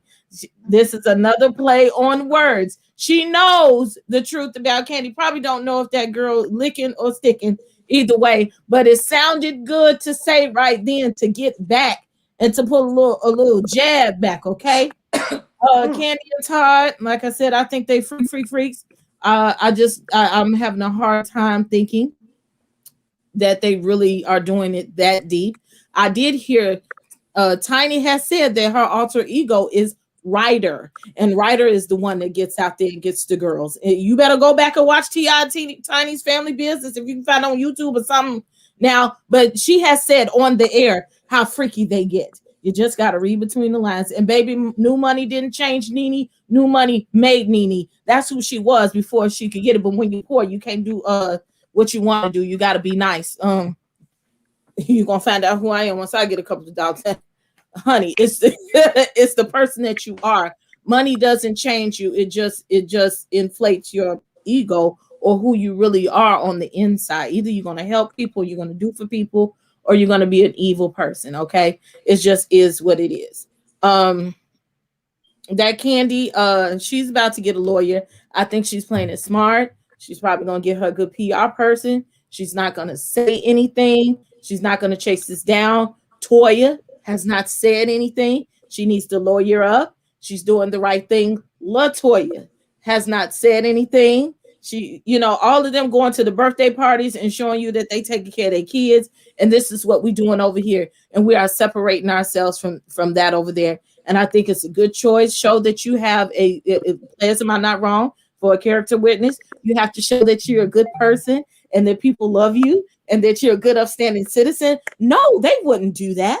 You know what I'm saying? So when you take me to court and my lawyer tells me what to wear and what to smile and what to look like, that I have a good character background to help with this situation when you get to saying stuff about me. So Kandi and Todd, what they tweet today, Ace giveaways, Ace plays the giveaways. We with our kids. We don't know what you're talking about.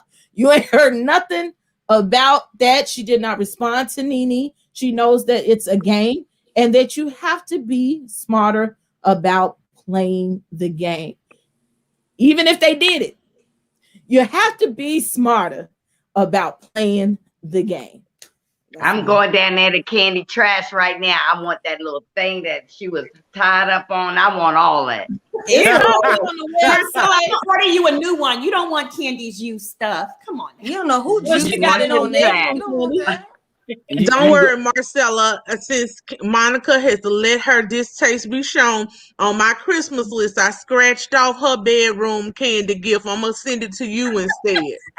Thank you, my love. Thank you so much. I'm glad I'm very vocal about what I like and don't like. Cause I sure was gonna get her that swing, baby. I just wanted to be tied up, y'all. Tied up, me, Hennessy, and my husband. You know what, y'all? I'm thinking now, I'm wondering if they shared women. They probably did. They nasty like that. A possibility. The lines get blurred. So if they shared women and some of those women were abused by T.I. and Tiny, and this is just speaking hypothetically. So now I see why Kandi hasn't made any statements yet. Ooh. Child, you can lick somebody but so much, they get tired. Oh, Well, they said that the girls, Ti would force the girls to give head for 6 and 7 hours straight. That's what no. they said. That's what some My of the jaw is hurting. But when you high and strung out and stuff, I mean, I don't know. Whatever I'm gonna do to you, you gonna get these strong 5 minutes, and you gonna go on. 5 minutes. Come on now. You kind of out there Ooh, now. blasphemy. I just You don't can't want be to down taste here no 5 salt. minutes. I don't want to taste the salt. When you get ready to come your way, Oh you my just let God, me know. Marcella, please somebody said- turn my mic off. Oh She God. said, "Go your way." Look, these 5 minutes are gonna be the Put that 5 minutes of the time of your life. Okay, them 5 minutes gonna be 5 minutes. magical, and this pillow princess gonna lay it down and let you finish, and that's gonna be that. Famika, thank you so much for the super chat. Your own words, when expressed ill intentionally, will come back to haunt you because you'll be made to live by those same words. Year of reveal. Okay. But seriously, it won't be bedroom candy, Marcella. You can get that same thing on Amazon, so I'm not paying no overinflated rates for no swing, but you'll get it. Is I that don't where I need got that. my My stripper husband, I'm pole so at? No. little. My husband throws me across the room. I don't need no swing. Oh Lord. Okay. You always have to have things in your repertoire to spice things up here and there, child. And you don't want to be a Melvin every night. Right. I'm a Puerto You might get Rican. tired. I'm a Puerto Rican. Okay, I'm Puerto Rican and black. Yeah, I don't need nothing. Nada. Bunch of freaks up in here. I mean, Why we gotta be I'm over free? here hot. I'm about to sign off and go to the man cave. Look, Marcella is Ooh. the only one on this panel that's I don't know about you, Mark, but Marcella is the one that we know that is married. We just trying to make her, you gotta Well, keep you it. need to Look, give me I get something so married. I can get married. Okay. When my husband comes, I'm making sure we are entertaining each other. We Oh. see each Listen, Princess, hang in out my house, backstage, we my love. eat I'm rice gonna bring every somebody day. else on. Hang out backstage. I'm gonna bring. Can you turn your We camera eat on? rice every day in my house, and we have sex every day. Ooh. Hey Dana, can you turn your camera on? Thank you. How you doing? Hello. Hello. You have You're yourself on mute. Oh, hello, hi. Hi. Hello. I love all you guys. I be listening to y'all laughing. So I wanted to get on the whole fact that for one, NeNe is just messing herself up just like how Monique did. It's like it's hard to take up for them because a mouthpiece just gets them in trouble, and it's like, how do you expect people? Well, hold on now. Be specific, because Monique's my girl now. How does her mouthpiece mess her up? Please let us know. Okay, I feel like with the Netflix situation, true enough, she is absolutely right on the whole fact of, sometimes others get paid a little bit more than African Americans, which is true. But during that time when she was complaining about how much she was getting paid, I feel like she should have took that deal with Netflix and then killed it where everybody be like, oh, okay, Monique is back, and put her face back out there, because I think at that time they probably kind of felt like she wasn't as relevant as some of the people that, was making the movies and stuff. So I just kind of felt like she messed herself up with, for one, downing like Oprah and Oprah whole crew. And they're loved out there, not to be colored and nothing like that, but the white folks love them, so it's like once she started downing them and bad mouthing them and cussing them out and calling them all off their name, then it's like it makes her put in the category of being difficult to work with. And they already had been saying that, it's like, I love Monique too. I like her comedy. She is funny and she is talented. But at that time and moment, she wasn't as relevant. Like, yes, you had an Oscar, but you wasn't as relevant. Like, you hadn't did anything at that time that people would be like, no, like, give her money. But I'm thinking that she should have just took that deal, killed it, and everybody would have been like, okay, Monique is back. And then that next deal, she got every right to ask for what she felt like she deserved. Monique won her lawsuit. She got her money.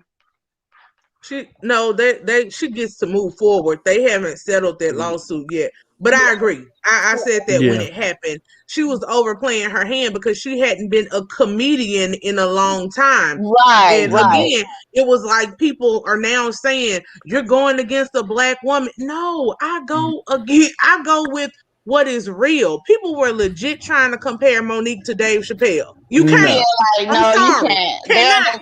They're in a different. Those are two completely different stratospheres when it comes to comedy and when it comes to them getting paid what they're owed. But yeah, also it was unclear if she even tried to negotiate. It was like she was so upset with the initial offer that she went straight to social media. And that's not what you do. You get a good team, you try to negotiate, and then if you can't negotiate, I still don't think it automatically defaults to I'm a black woman and this is why they're giving me this. I don't think so. I just think she should have just took it and killed it because all the black people would have supported her for her to be like, bam, okay, the numbers is up there. So then that's where she would have just like earned the respect of Netflix. Like, oh, okay, we, you know what I'm saying? We messed up. Now let us work with you with something else. You know what I'm saying? So now with the T.I. situation, especially when they mention Lauren London, you guys remember back in the day when they did that ATL movie, they were saying during that time that she was sleeping with the both of them and that Tiny was getting jealous, you know, that T.I. kind of was probably feeling her a little bit more than Tiny, and then that's how they got into it. And then you didn't see Lauren London for a long time. So it's like this T.I. situation, they've been doing this for a long time. You know, people have been talking about this for a long time. And it's like, okay, if y'all into what y'all into, okay, that's cool. But the whole point of like drugging people to the point of where they incoherent, that's what I don't agree with. Like, your own personal thing is like, okay, y'all do that. But then it's like y'all doing these TV shows of showing like, oh, you know, you guys ain't doing nothing, you know? So it's like, it does kind of make you feel like, dang, these people really out here doing this stuff. And I do feel that Kandi is doing the same thing. Because to me, it just seemed like when that situation happened with the whole Phaedra situation, and Kandi was just like super hot. And I think she was just more mad that they put it on a show and people is actually going to see her in a different light. But like y'all said earlier, you know, she ended up doing a whole tour. And I had some friends that went on the tour when it came out here to California, and they said it was like uncomfortable crazy. Like the stuff that they saw was just like, oh my God, you know. What did they say they saw? Were they in each other's crotches? Yeah, she said it was like freaky stuff like that. Of course, everybody had on like some type of lingerie. You saw a lot of people with different type of masks on where you can't see their face. She was like, she felt like she saw, you know, a few celebrities that was up in there that was trying to be a little discreet. And she just said they was just doing some wild, it was like an eerie like feeling. And then she said they was just really wild on the stage. She said it was an experience that she just was like, I kind of don't want to experience that no more. She said it was uncomfortable. Because she was like, I thought, you know, my level of nasty was like, okay, bam, there it is. She was like, but just seeing what they was doing, she said it was just on a whole nother level. It felt demonic. Yeah, she just said it was just like dark. Ooh. Like really dark. Like a American Horror Story. Yeah, it was, it was like weird stuff because people had on costumes. You know what I'm saying? Like the freaky type of costumes and then different masks and stuff like that where you can't really see their face, and you know, with whips and chains and Of course, many people had on black, but she just said it was a different type of nasty that she just was like, I don't know. I don't think I'm on this level, you know? She Well, I felt told like you they had the female on the ground walking outside on all fours with a chain around her neck and a mask as well. There, you know, just she felt like Lucifer's gonna pop out. She just said it was on a whole nother level. She said she left there saying, well, maybe I'm not that freaky, you know? Well, she should have praised God. Like, God, you made me normal. I like the basic sex, Lord Jesus. Yeah, it was a little crazy, she said. But I am curious on seeing how they're gonna go about these. And you know, here lately I have been seeing a few videos on YouTube of some of these women that are claiming to have been messing with T.I. And so it's only a few of them though is like actually showing their face. And one of them, she just seemed a little bold with it. And I don't know if y'all seen the one. It's a young girl. I think she like 22 or something like that. And I think is Dream House or something in that nature. But I guess whatever nickname he had for her, called her Butterscotch or something like that. Gracious, we're talking ice cream now. Dana, girl, thank you so much for calling in because we got the backstage is getting full. Okay. All right. Well, thank you. But I want all the details on Kandi's freaky sexcapades. I want all of them. I'm gonna see if my friend has some pictures because she said they were trying to sneak in and take some. Girl, just DM them. Nothing naked though. I don't want any naked. No, okay. All right, bye, you guys. Good night. Good night. Kiara, thank you so much for the super chat. There was some comment on there about the host talking about a slave. Did y'all see that? Yeah, they were talking about me. They said Dave Chappelle isn't funny. So here's the thing about funny. Everybody believes that everybody has a different perception of what's funny. Some people think Kevin Hart and Tiffany Haddish are funny. I don't. Some people think Monique is. Kevin Hart is not funny to me at all. Yeah, some people thought Monique was funny. She maybe was. I liked her stand-ups back in the day. I didn't care for the Parkers. But this is the thing when we're doing worth and value and negotiations. Let's take a house, for instance. You can put your house, because you love your house, on the market for $1 million. And it's going to sit there. And somebody might come and offer you $100,000 because that's all it's worth to them.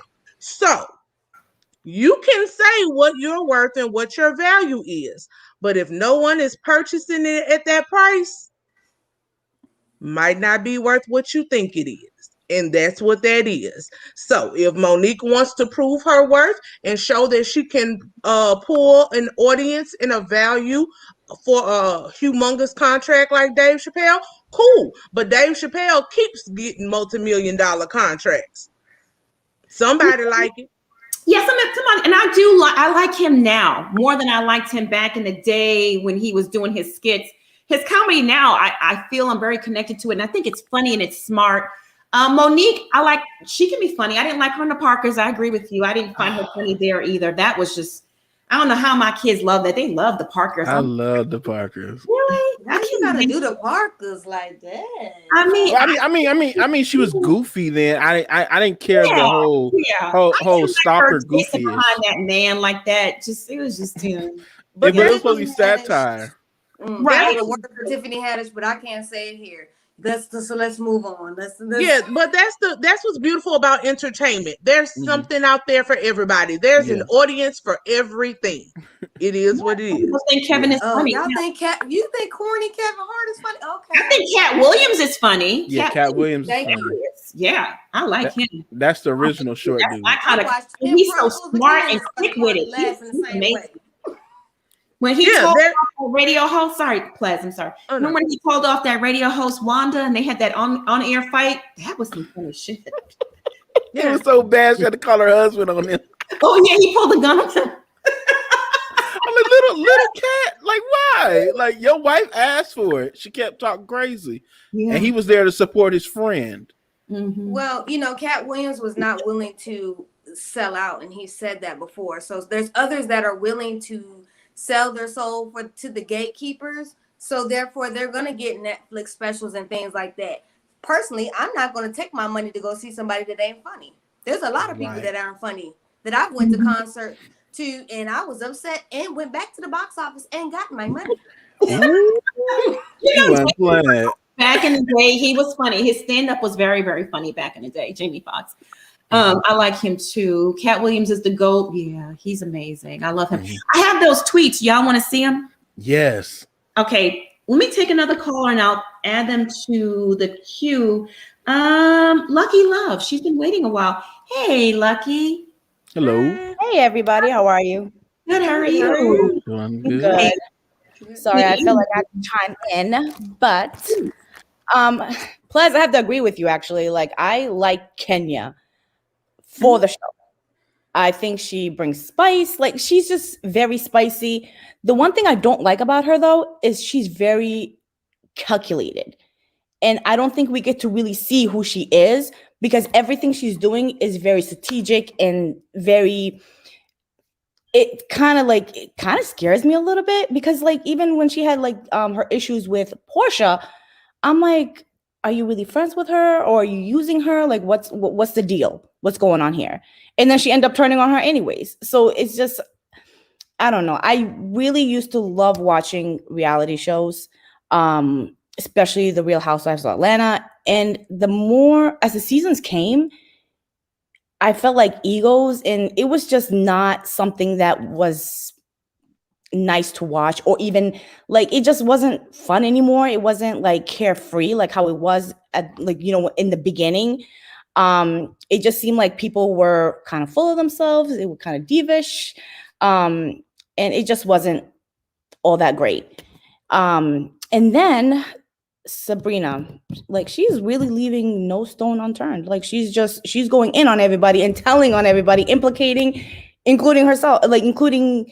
herself. And so it's just weird that like, while I'm happy that she's out there and she's like, you know, sending out a message to everybody, my only issue is you mean to tell me that you knew for 10 years and that all these people around you knew for 10 years and not one person had a conscience to come out and say something? Like you guys could have saved so many young girls or even just so many people, but you let it kind of ride. And then for whatever reason, now you're coming out. That's my only issue, like with that whole situation. And I want to know, like, if you had T.I. and Tiny around your children, at what point did you realize like these aren't good people? And you know what I mean? Like it's just weird, and it's hard for me to kind of wrap my head around the whole situation. That's not to take away the severity of the situation and just allegations, but I feel like she's, in a way, the more she talks, the more it takes away from the survivors. I don't know about that. I mean, because if you're she's telling their story, but I feel like when she's like, oh, for 10 years, this has been going on. It's like, when did you get a conscience? Like, why didn't you come out sooner? Because you could have saved so many people. Right. But she was taking part of it in the whole thing as well. You know, that came out too. But I don't feel any less way about a victim story because Sabrina is talking about it. I'm happy she's brought it to the forefront, actually. Finally, whenever she was, you know, compelled to do it, I'm just glad she's now doing it. You're right, though. I mean, but when you're involved in it, yeah, Bishop. Yeah, no, I'm gonna let you finish. I'm sorry. No, that's okay. I'm done. No, I was saying I'm in the middle of what both you saying. Like I'm glad Sabrina brought it to the forefront. It's now time for her to let it go and let it be handled with the real professional people to do it. Yep. That's exactly what I was saying. Like at this point, it's like, okay, you told us, and now it's not about you anymore unless you're one of the victims. Let the right authorities handle it. And while I understand where she's coming from, because T.I. and Tiny do get paid because people like us are watching, you know, And so it's like the more I hear about these allegations and the more I read about these allegations, it's very difficult for me to watch even these reality shows. Yeah. Yeah. Mhm. Yeah. Yeah. So It's sickening. I can never watch. I think the show's pretty much canceled, right? I mean, at this point, they said that they're even canceling talks for next season. And that's a clear indication that they're done with this show. Drugging minors, women, and all that kind of stuff, sex trafficking are rumors or allegations or charges eventually that you can't come back from. So MTV, VH1, they don't want any parts of that crap. They don't. It's done. It's a wrap. Yeah. Like records. yeah. Yeah, for sure. Lucky, thank you so much for calling in. You are so beautiful. Thank you for sharing your perspective with us. We appreciate you. Thank you. Appreciate it. Thank you. Bye. Good night. I just want to recognize Famika. Thank you so much for the super chat. When Kenya says or does anything, she stands in it while showing her hand. That's why people do want to get stabbed in the front or the back in life. I guess she means, do you want to get stabbed? I don't want to get stabbed, period. That period. Because I don't want to be around no people like that. Yeah, exactly. Right. Just be real. Just be a real person. Be a genuine friend. Period. Okay, so who am I going to bring on here? Let me see. She's blessed. Are you staying stationary, my love? Because the vertigo and stuff. Yeah. Hi. How you doing, girl? Hey. Good, how are you? So y'all, I have a couple of questions. So T.I. and Tiny making the girls sign the NDA. Does that mean the Nino Brown thing is about to come into play? Like, it's prostitution, right? So they're getting paid for sex. Mm-hmm. Yeah. Everybody going She's very smart. You know, she thinks she's so cute and clever, but listen. I was just Right? wondering because when he was like, we know where to get it, we know what we like, and we know exactly where to go get it, and I was like, oh, child, nobody's sleeping with Kandi and Todd for free. Nobody's doing that. Come on. Well, I mean, I don't know. I just feel like it's a whole big mess, and like Tiny does everything for T.I. So like, you know what I'm saying? Like, where was this energy with all her friends? Like Candy Todd, Lauren London, like everybody's been implicated, but nobody's saying nothing. Like, I feel like they should keep the same energy. Like, if you ride it out, be that. Unless y'all was fake from the beginning or just there for benefits. Exactly. Yeah. No, you got some good points. Yeah. For sure. But I was just wondering. So I enjoyed the show. Thank y'all. That's a good point you made, though. Very astute. Sometimes we get so wrapped up in the other things, we forget little things like that, No. And again, like I was talking about earlier, the sharing of women, the stripper circuits, the sex worker. Yeah, because they're naming their price. They're naming how much they got paid. So you knowingly know that you're going to have sex with these people. You're accepting money. You know what I'm saying? So whatever is happening to you, the roofies, the drugs, and then you signing your co-sign on it. What is that saying about you, actually? How much did they pay Black China? I'm curious. I don't know. Not sure. Because she ain't go out there for free. That girl don't do nothing for cheap. No, she don't do nothing for cheap. Yeah, nothing. She got a baby from a Kardashian. Ain't nothing for the free with her. Nothing. All right. Thank you so much for calling in. You have a good night. Yeah. China and her mama, they all hustlers out there, too. They are hustlers. Tokyo, Tony. Yeah. Butter snipe. Oh, catfishka. We definitely have over 5K in the chat on this live. Go hit that like button for us. Those likes help us out so much. They really do. Let me see who I'm going to put on here. Stassi, if you want to come on, my love, please turn your camera on. Hey, the world's greatest entertainer. How you doing? Good. Hey, you guys. How you doing this evening? Doing good. How you doing this evening? Can y'all hear me okay? Yes, sir. Okay, I want to talk about Miss NeNe Wiggly Leaks. Okay. She done burnt all her bridges. She ain't ever coming back in the entertainment industry, okay? Because first of all, you need to be careful when you be talking about these white folks and calling them racist. Because the same person that you talking about can be the same person who need to help you out whenever you are in a struggle. And I hope that she saved all her little housewife coins because she about to be broken in the piggy bank after Black Friday. She needed to make sure that she had put some of her fundings up in a stock because I wish people would understand reality TV do not last forever. You can come and go as you please because half of these storylines on all the reality TV shows ain't worth nothing but hot butter. I just got done watching basketball while I was bored and I was glad that y'all was on. Then next we gonna talk about Miss Kandi Burruss. Now look, after this season 9, after Phaedra done said whatever she said about Kandi and the drugging, Kandi should have left right then and there. And I'm gonna tell you why. Because if someone would accuse you of something of that serious and that type of magnitude, she could have been prepared that any type of situation like that could unfold later on in life.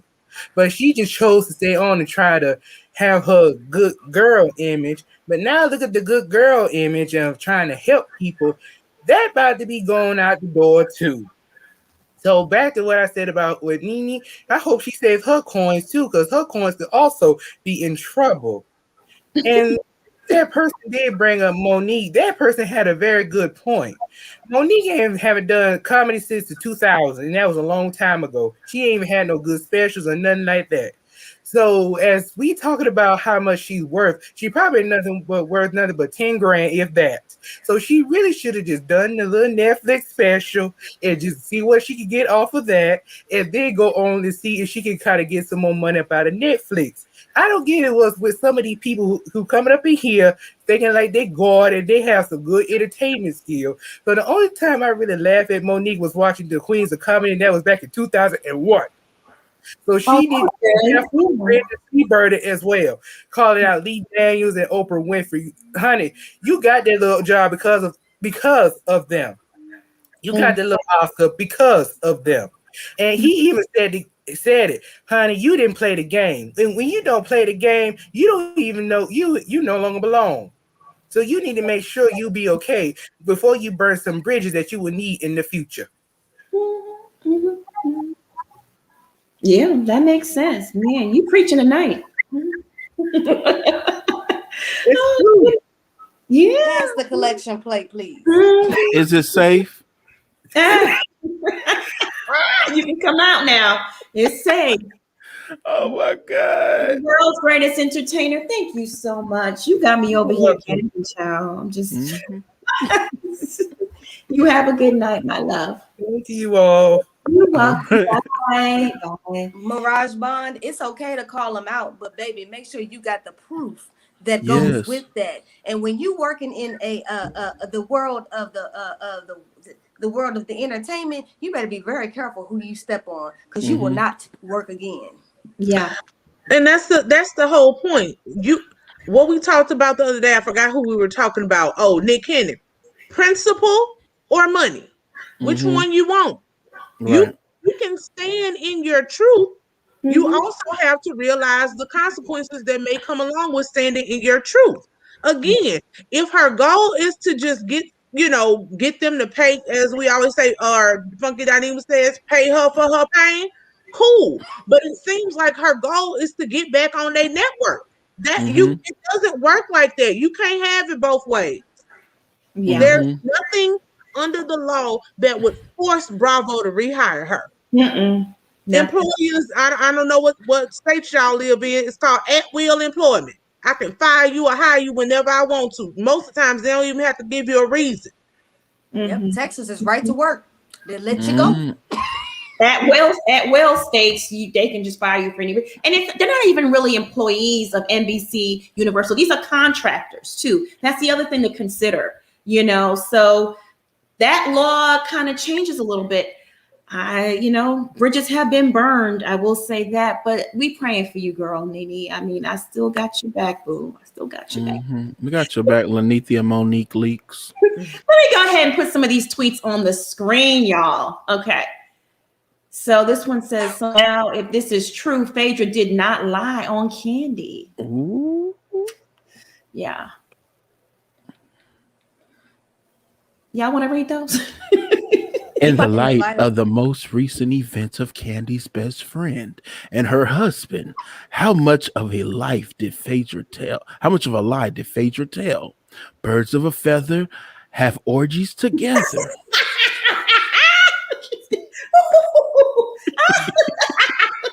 Hold on. Let me well, forget it. I can't do that anyways. This is maybe I could. Let me see. So we can see our reactions. No, that didn't work. Okay, don't worry about it. All right. Go ahead, Bishop. Everybody needs to look back at Roa season 9, episode 24 to understand the T.I. and Tiny sexual assault situation. Looking back, Phaedra's story of the drug and rape dungeon was too similar to Kandi's good friends today. Phaedra never admitted to it being a lie, but said it was repeated to her. Hearing about T.I. and Tiny's antics has me now wondering if that's what Phaedra was referring to when she told those lies, quote unquote, to Portia about Kandi. For Roa watchers, is the whole Phaedra lie about Kandi and Todd planning to drug and rape Portia making so much more sense in light of revelations about T.I. and Tiny? It always seems such a weird lie to me, but I guess truth is always stranger than fiction. With this T.I. and Tiny news, I'm wondering if there's a connection between that and that lie Phaedra told in Kandi a couple seasons ago. The T.I. and Tiny situation is going to expose many celebrities. Remember what Phaedra said about Kandi and Todd on Roa that ultimately led to her dismissal. I bet it wasn't all lies. Painting my fingernails. Sabrina Peterson. You are funny. Bishop, can you do the this is the first 48? This is the first 48. Wow, it's like the first 48. Okay. Down. You need a countdown clock to Tiny going to prison. I mean, what is going on here? We need to get that one lady that be on the detective lady that be down there in Memphis. Get her on the case. Oh yeah, she's good. She get everybody to confess. Oh yeah, everybody. I like her. What's her name again? I like her. I do. I don't know. I just remember them fingernails, child. I know. How are you fighting crime, pulling out a gun with them long hair? Girl. Hey, Sha. Hey. Oh, out. She was on. She accidentally took herself out. No. Well, till she comes back, or we can bring Princess back in and wrap. There she goes. Princess, hang tight, okay? I'm gonna bring Sha back. Sha, here you go. Hey. What's up, everyone? Good. Listen, I've just been sitting in the back, like dying. Y'all are hilarious. Hilarious. Thank you. Okay. Yeah, it's Caroline Mason, the lady on First 48. She do be catching everybody. Everybody. We need her in Savannah too. I'm in Savannah, y'all. Savannah, Georgia. Savannah, shout out to Savannah. Yeah. Shout out to Savannah. Yeah, so I want to say it's a whole lot of hate on that show regardless. I don't watch Real Housewives of Atlanta because, first of all, How are they housewives? Where are they husbands? Because all of them got a job. And anyway, but I don't watch that show, but I don't watch any of it. I just feel like it's just another way for Black stereotypes to get across to everyone, to, you know what I'm saying, make everyone seem like that Black people act like this, and that's not how real Black people act. You know what I'm saying? Like, this is where we get a lot of our stereotypes from, the TV. You know what I'm saying? Like, and I just feel like this is 2021. We need to be teaching our young women and our young men, like, y'all don't have to act, or y'all don't have to bite the clout bug to try to get to be known. If you work hard and do what you do, you'll get recognition, because your consistency will show and shine through. Like, I'm a certified master herbalist, right? And I give out more free product than a little bit. You know what I'm saying? I make my own hair oil, lock oil. I make sea moss, everything. Now, mind you, I know a lot of people that make sea moss and have it, and they be selling it for $20 and $35. I keep mine at $15 a jar, because that's my integrity. I want people to know that they can come and shop with me, and my prices are always going to be low. I'm not taxing you, and my stuff is real because I'm licensed and certified. When you're in your craft and you're doing what you do, you don't have to hate on nobody. Your talent gonna shine through. Point blank, period. And that's what I see. Everybody's like, they got the, I want to be seen. And then it's like, let's tap dance for master on this TV show because I want to keep getting paid. And it's like, bruh, I'm my own business owner. I don't work for nobody but me. Yeah, we do. Yeah. I will definitely leave my my website and my IG and everything, because I want people to look on my page. I got credentials. I've been curing people of stuff. I'm not gonna say nothing, but y'all can go look for yourself. You know what I'm saying? DM Bishop. Send it to Bishop. Send it to his DM. DM me. Okay. Well, I'll put my stuff in the comments, because I'm still watching y'all, me and my husband both. There was some very good points made, but I also want Black people to start taking accountability. Accountability. We don't have to shuck and jive for master. Never did, bruh. We've been making our own way. Our ancestors made their own way, and we'll continue to make our own way. The thing about it is, we done taught the kids that they need people. You don't need nobody. My kids, they are 10 and a 9, and they own their own company because I own my own company. You're not going to see them boys out on the street selling no drugs. They're going to be selling keychains and herbal stuff, because I'm creating generational wealth for my daughter, for my sons. They ain't going to have to want for nothing, because they going to see my hard work, and they're going to be like, yo, mommy got it out the mud for real. She made mud pies on them and sold them, and they kept coming back. You know what I'm saying? That's the problem. That is the problem. I am 35 years old.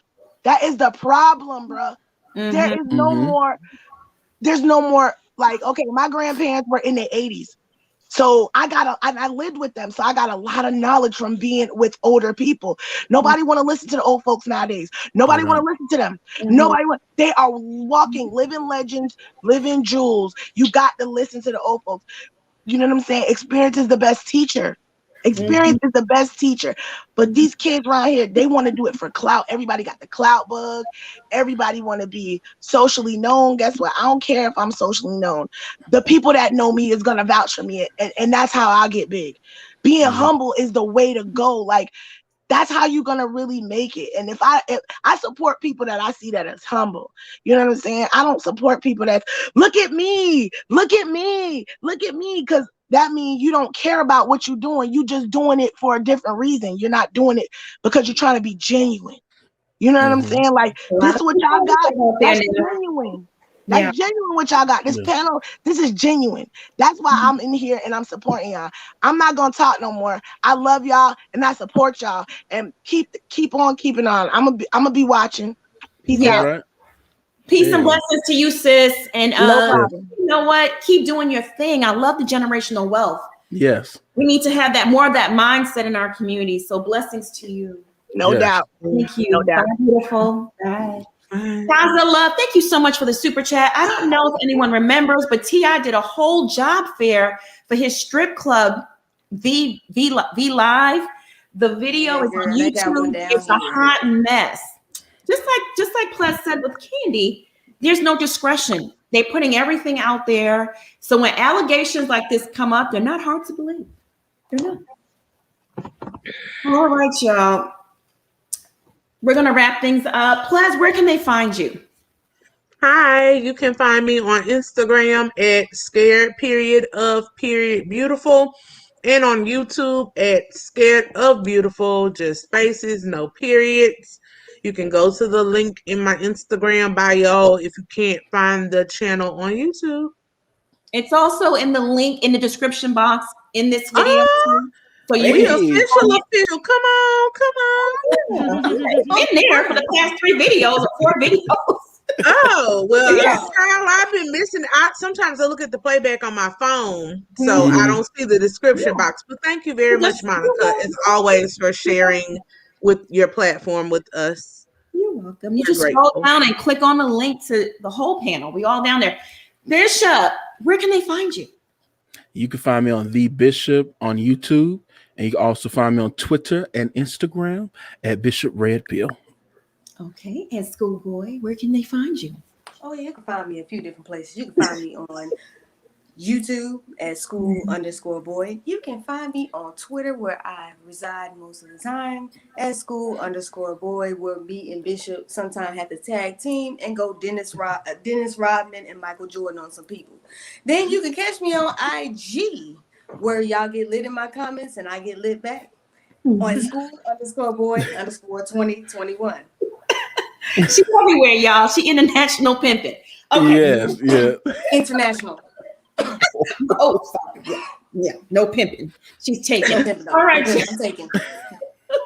You got to say internationally known on the microphone. Right? Yes, because your commentary. Mm-hmm. Absolutely, yes. Correction. And y'all, I reside here on YouTube. I'm urging y'all to hit that subscribe button down below. I have a goal, and I'm hoping, Teacups, that we can get there by the end of the year of 100K subscribers. And when I get there, I'm doing a big old giveaway. You know, we got to celebrate. We got to do it right. I'm giving away a lot of stuff when we get to 100K. It's going to be a party, a celebration. So hit that subscribe button. And if you're already subscribed, bang that notification bell so you don't miss out on any of the piping hot tea that we serve on this channel. And it is hot. I'm supposed to have a special guest stopping by this week too. So just FYI, okay? One of the housewives. Tomorrow night, I need y'all to check me out on Tea with Monique. I'll be there at 7 p.m. Eastern, right? Yep. And then I'll be back here on this channel at 8 p.m. Eastern. And it's going to be a different type of show, she said. Okay. Funky Doniva, DJ Richie Sky, myself, Jerome Trammell, and her co-host, Jay. Yeah, it's going to be a different type of tea spilling night. Maybe can I give a little hint? I wonder. In light of recent events going on YouTube, these YouTube streets. In these streets. That's all I will say. Think about who's on the panel, and we all got some stuff off our chest. All of us. Right? We ready for it? The last one of us. So I urge y'all to tune in because it's going to be a different type of tea spilling session. Teacups, thank you so much for tuning in. I love y'all. We love y'all. Mods, thank you for holding down the chat. Everyone that sent in a super chat or a cash app, thank you so much for helping us keep the lights on. We really appreciate it. I need y'all to stay safe and be blessed. We'll be back here tomorrow night, same time, same place, 8 p.m. Eastern. And the tea keeps evolving by the hour, so I can't even tell you what we're talking about tomorrow. All right, y'all. Bye, everyone. Bye.